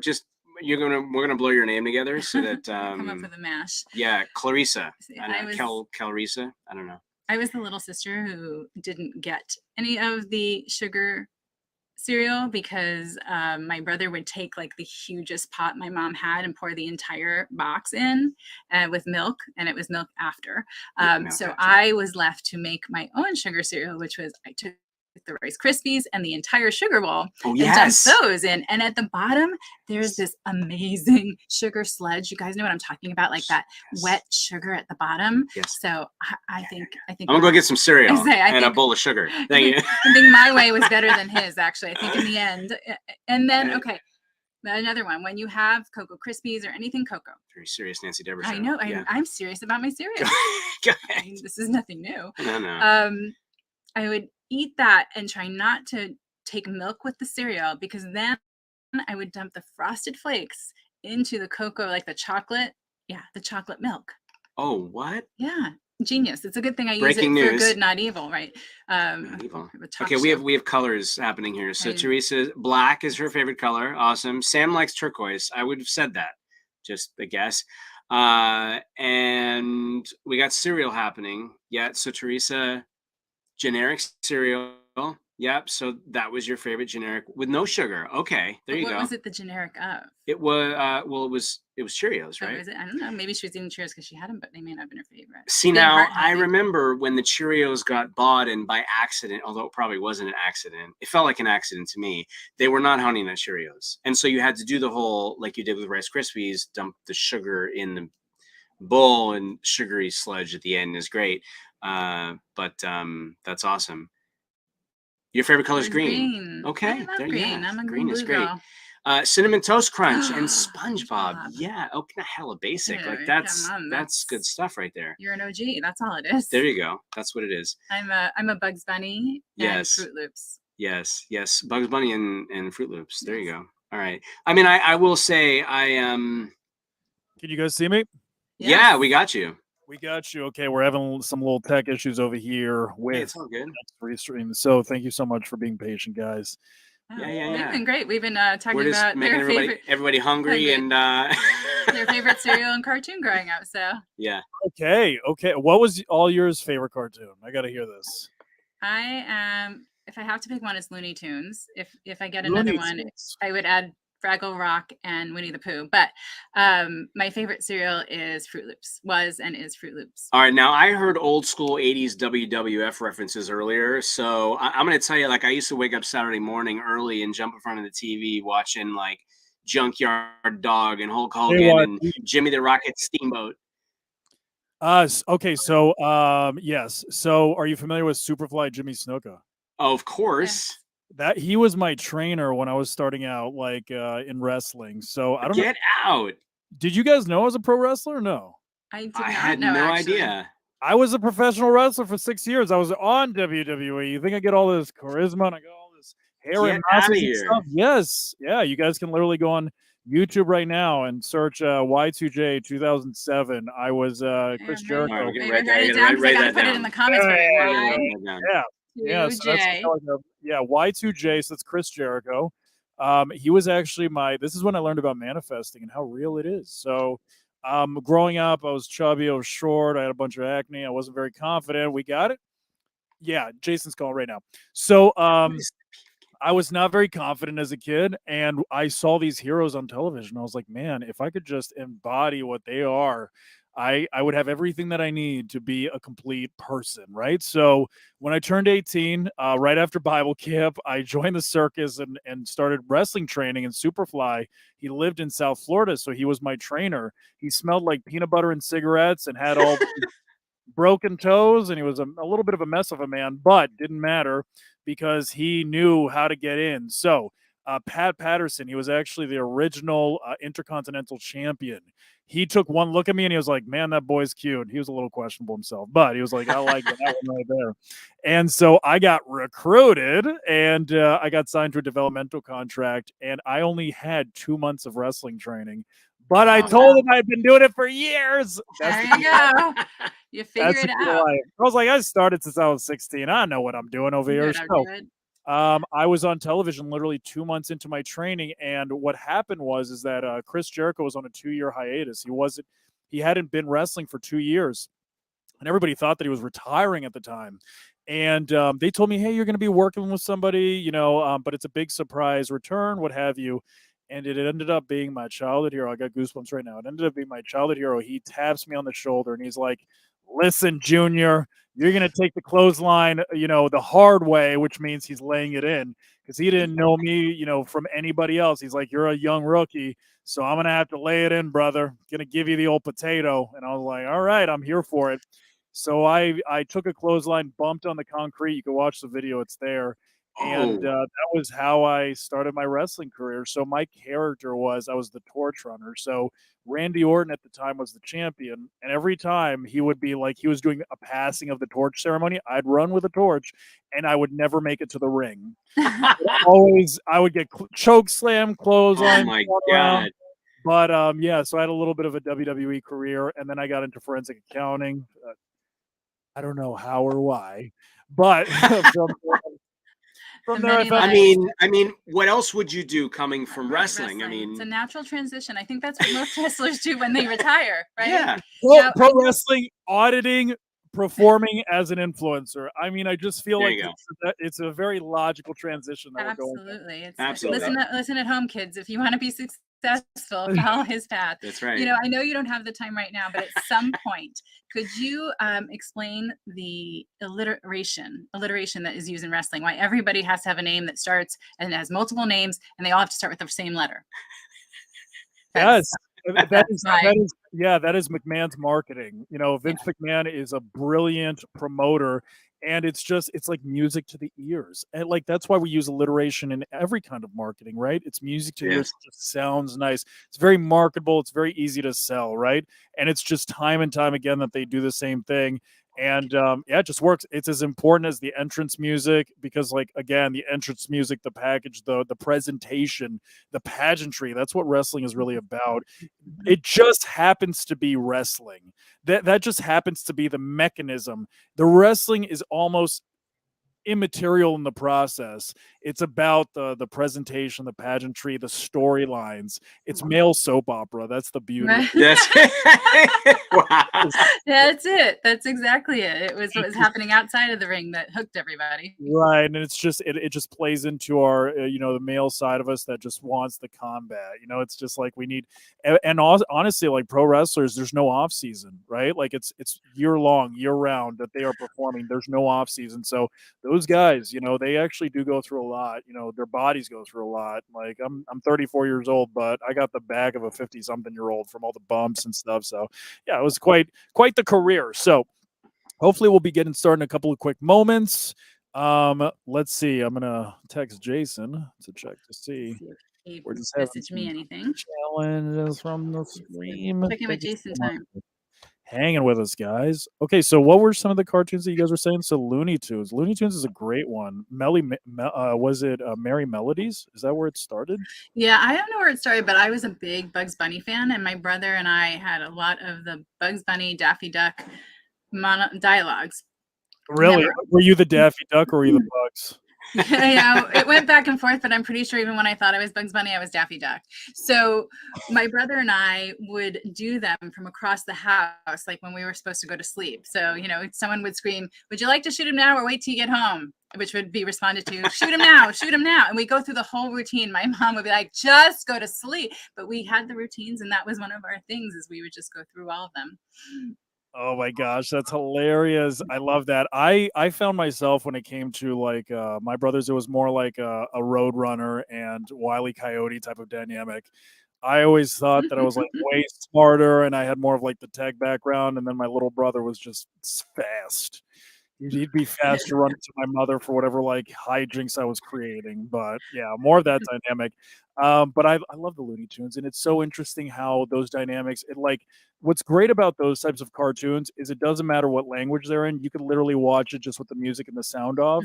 It's like like it's just content that just resonates, you know. So I love that kind of stuff, especially Looney Tunes. You can't beat that.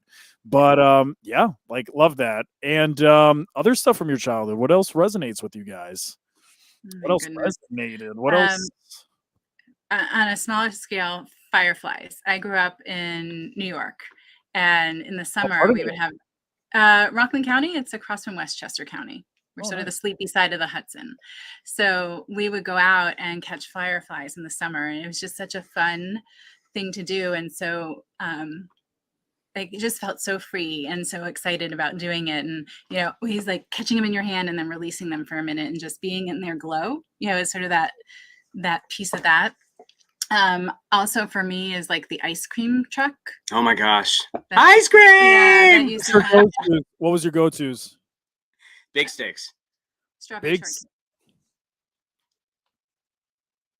Yeah. And good humor for What was it? all. What was it? Mine was strawberry shortcake. You know, the one that had like the crunchy on the Yeah, it was, outside. like, pink and it was pink in the middle, and then it had white ice cream and the crunchies on the outside. I am very familiar with that. I can actually okay, but here's the question. What's more memorable for you, the taste of that or the popsicle stick? Oh, the shaved ice spoon, the wood shaved ice spoon. Remember, you used to get the Italian ice, and you had to eat that whole thing with a Oh my wooden gosh, spoon. yeah. And Oh, the Fun spoon's Dip. always the last thing. Oh, I feel Fun like Dip. I can taste the wooden spoon. I could taste the popsicle stick so much more than I can remember. Oh my gosh. Yeah. Yeah, Fun Dip. Fun Dip was great. Who decided to give that to kids? It's Yeah, yeah, no. sugar. I'm It's serious. Well, powdered Pixie su- Sticks, Fun Dip, But this is powdered Pop sugar. Rocks. I mean, powdered sugar that you eat with a sugar stick. Right. Like, at least Pop Rocks is just sugar, or Pixie right. Sticks Well, is just the sugar. This there's is a the reason added. why the ice cream truck came to camp. It's like you're already running around all sugared up.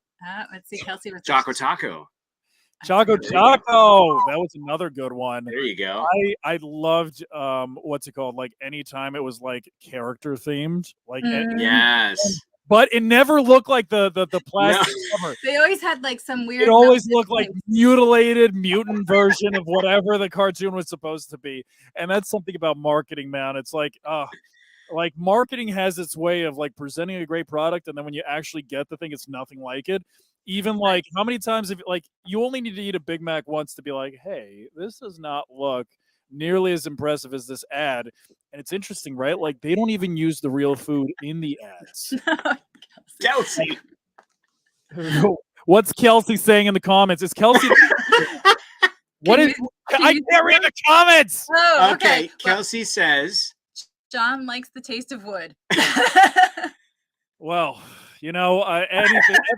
It's like the $1 Million Man Ted DiBiase says, everybody's got a price. Everybody's got a price, guys. And you know what? Like, are you familiar with $1 Million Man Ted DiBiase? Yes. Did you know this about Ted DiBiase? Ted DiBiase is actually based on Vince McMahon. So they literally took his mannerisms and what he said and created a character around how Vince McMahon is as a person, which I thought was hilarious when I found that out. And it makes so much sense. The guy would just so he has this thing that he can't be around people that sneeze. Like if somebody was literally, if you sneeze in his presence, where he can hear you, you would automatically be fired. It didn't matter what role you were in. If you sneezed around him, you were automatically fired.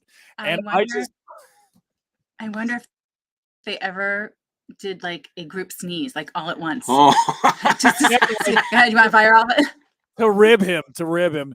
I think, if there's one thing you never mess with the money, man. I personally would never have the guts to mess with a boss like that, because it's like, man, this guy literally, I have a dream career of a lifetime. I'd rather not lose this just for a sneeze. But hey, somebody must have done it. We just haven't heard it yet. And the There you go. Are you familiar with I have a bit of a mischievous side. I like to test the boundaries. Yeah, just push the limits a little bit. So the Undertaker, he had this irrational fear of cucumbers. It was just cucumbers, the smell, the look, whatever. So guys in the back would screw with him. And, put cucumbers. I'm surprised nobody ever took one into the ring. Like that's right? They'd put cucumbers in his gym bag to see the way that he would react.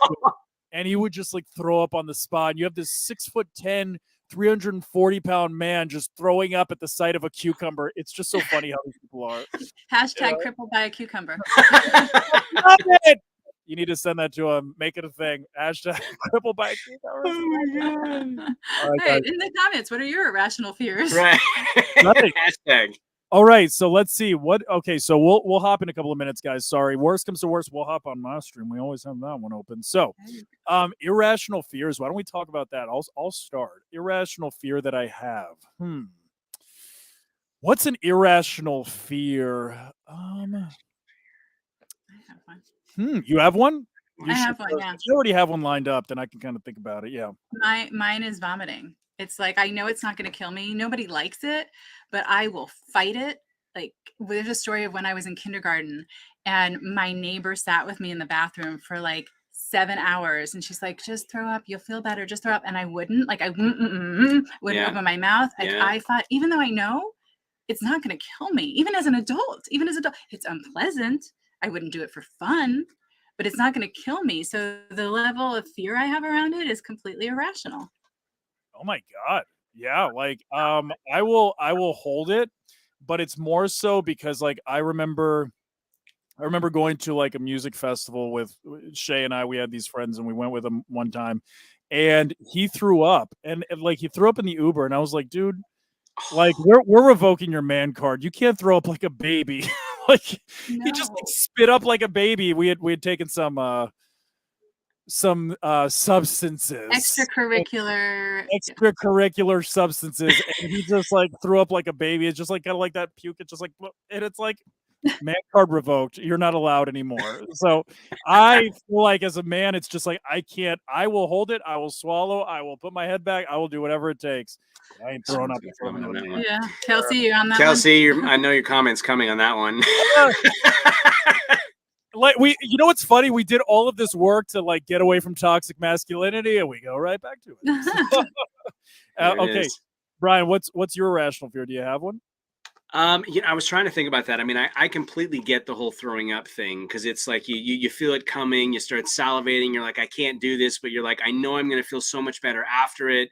You hold on to that as long as you can, and then it happens, and you're like, my head hurts, but I feel so much better. Absolutely. Yeah, I mean, it makes I get your own fear. That's what she said. Yeah, I got to put some thought to that. I mean, I was Mine never a is, fan of roller coasters. I was about to say that decapitation on roller coasters. Yeah, My irrational gosh, fear. I mean, Decapitation. It's like the roller coaster could have nothing above it, but for some reason, I am so afraid that I'm going to hit my pole on the head and I'm going to be decapitated. Maybe it happened in a past life. I don't know, but like, really nothing else. The home that I owned recently, it was on a lake, and across the street was a cemetery. I don't have a problem with the paranormal. I actually embrace it. I love it. But there was a cemetery across the street from my house. And when I say across the street, I mean on the other side of the road. So literally when I was in my office, which was downstairs, rare for Orlando, when I was downstairs, I was at the same level as the bodies underground across the street. Super fascinating, right? And what was really cool is 16 people had died in the lake. And when I say it's a lake, it's like 16 people had died in the pond that our house was on. So there was always this belief, this feeling like, man, there is something very strange about this house. And the story of the original owners of the house that we owned actually died. Not both. Well, they did both die, but here was the story. So the original owners of the house, this is documented. You guys can search it if you want. Orlando Sentinel. So the original homeowners, it was a husband and a wife and 3 kids. So the husband got cancer, died. He got buried in the cemetery across the street from my house. And the wife basically fell into a depression in the 50s because now she's taking care of the household and finances, whatever. So she drowned herself in the lake on the other side. So basically the house is the intermediary between the couple, right? Okay, this is like Poltergeist and Jason all happening at once. Like you're like and the the oldest son did not want to sell the house to us. Oh. So that's like the plot thickens, right? Wow. Well, have you found the bodies under the boards But yet? right, that's what I was literally about to say. Was there? You got a like, great deal on the house, I'm guessing, because it was the house. You guys can check this. I probably shouldn't be sharing it, but the house was on Gore Street, literally. GORE. They picked it up and moved it. They changed it to Bahama Drive because they couldn't sell it on Gore Street with the backstory, right? Oh. All right, so anyways, that's the reason why the relationship didn't work out with me and Shay, because I think it had something to do with that. We bought that house together, and a couple of months after, it's like we were different people for some reason. But I will There you say, go. I think she was the one that was possessed. I got out all right. All right, so I just go with you guys. No, I just thought of one for you. Okay, go for it. Sharks. So Sharks? I saw Jaws when I was a kid, and it paralyzed me forever. Really? I would jump into the deep end of the pool at our house and swim as fast as I could to the other side because I thought Jaws was going to come out of the drain. That Yeah, is can't make fat. it So this guy only does showers. He doesn't do baths. Irrational fear. Irrational Anywhere fear. he can stand, he's good. Like a hot tub is okay. For sure. I'll stand at the first part of the ocean, but getting me out, no. Scuba diving, not on your life. No. No. It's like, and I hate to go here with it, and we'll wrap things up after this. I hate to go there, but it's like when I heard the whole story, and you guys don't have to say anything if you don't want to, but the whole submersible thing, when I heard that they were like sitting on the floor and there was no boards, and it's like, it's horrible what happened, but I would have been the first one to be like, guys, it's an Xbox controller. I just don't know if I feel comfortable with this. I'm sitting on the floor. This seems kind of suspicious.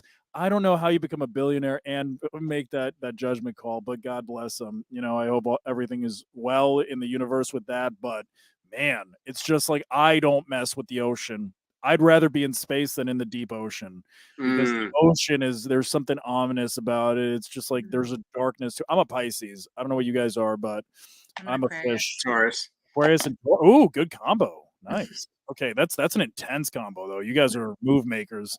So as a Pisces, I'm a little sensitive, but my ascending is Aries and my moon is Aries. That's my emotions, right? So I'm like a boiling fish to have a little bit of fire. But let me see if we can hop on. So if you guys can actually just keep things going with the stream, I will be right back. And thank you so much. You guys We are got rock you covered. Sure. We'll make sure to get you a nice package for sticking around. We'll actually get you something from the raffle.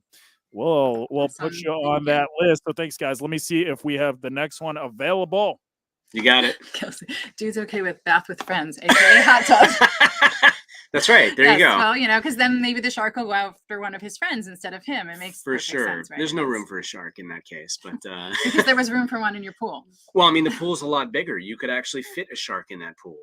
Okay. And that means it's Oh much my God. closer to me. When I was in Florida with my parents, there was a story on the news about. Yeah, but There's always a story on the news about a shark. Look at it wasn't a shark, but look Why at do how I big look so big? my head looks. So What? No, but there was a 12-foot alligator that had to be removed from someone's backyard pool. I'm sorry, 12-foot alligator what? removed from someone's backyard pool. Right. So now when we happen to be online doing nothing but looking at property in Florida, and it says No lake. Right. No lake. No graveyard. Every time you see a lake, you're going to be like, oh, look, there's an alligator coming.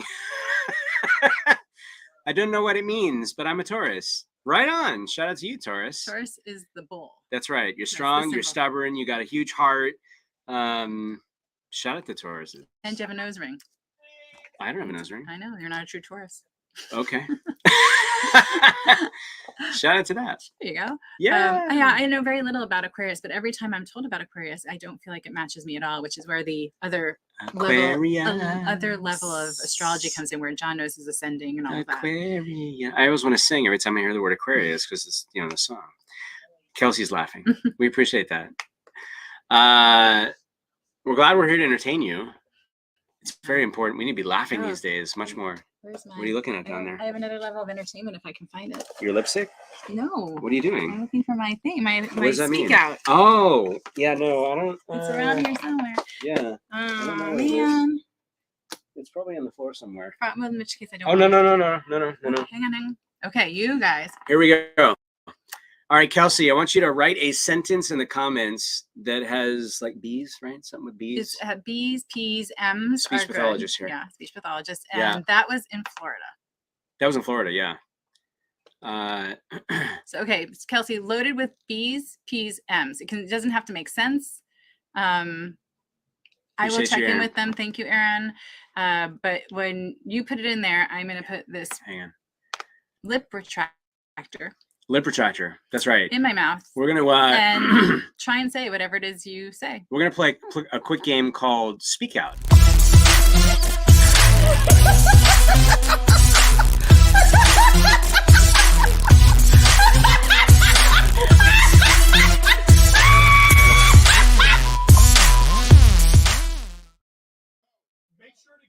So, he's back. You're talking to us. Are you saying we something? Can't hear you. No, we can't hear you. So this is called being yourself. Right. Jonathan, I think. Yeah. If you've ever been to the dentist, the orthodontist, you know they put these things in your mouth. Well, then they made a game out of it. Jonathan, you're gonna play Seek Out. All right. So we're going over to Joy McAdams on LinkedIn. Awesome. Yes. Love you, Joy. Have a great rest of the show. Let me just go ahead. I'm going to share that link really quick. And Joy is a heavy hitter on LinkedIn. She is an absolute rock star, mom of 5, TEDx speaker. So let me go ahead. I'm going to share this link with all of you right now. We are on Brian's profile right now. Is that correct? Yes. That's correct. All right, fantastic. So let me go ahead and send that link over. Are we still live? We are still live. Okay, so fantastic. Yes, we are. We've been going since 11 a.m. and we are still share this link with all of you right now. There we We go. are on Double, Brian's double. profile right now. Is that correct? Yes. That's correct. All right, fantastic. So let me go ahead and send that link over. Are we still live? We are still live. Okay, so fantastic. Yes, we are. We've been going since 11 a.m. and we are still share this link. All right, guys. So I'm going to jump over to Joy right now. Ooh, that sounds kind of different. Don't go anywhere, Kelsey. I'm going to read your sentence. Oh, we were going to do speak out. Yeah. Where you have to put something in the comments. Go ahead, put All it right, up. And Joy, then I have so- to try and stay up. That's All right. So now I'm going to click over to you. Joy, are we live on yours right now?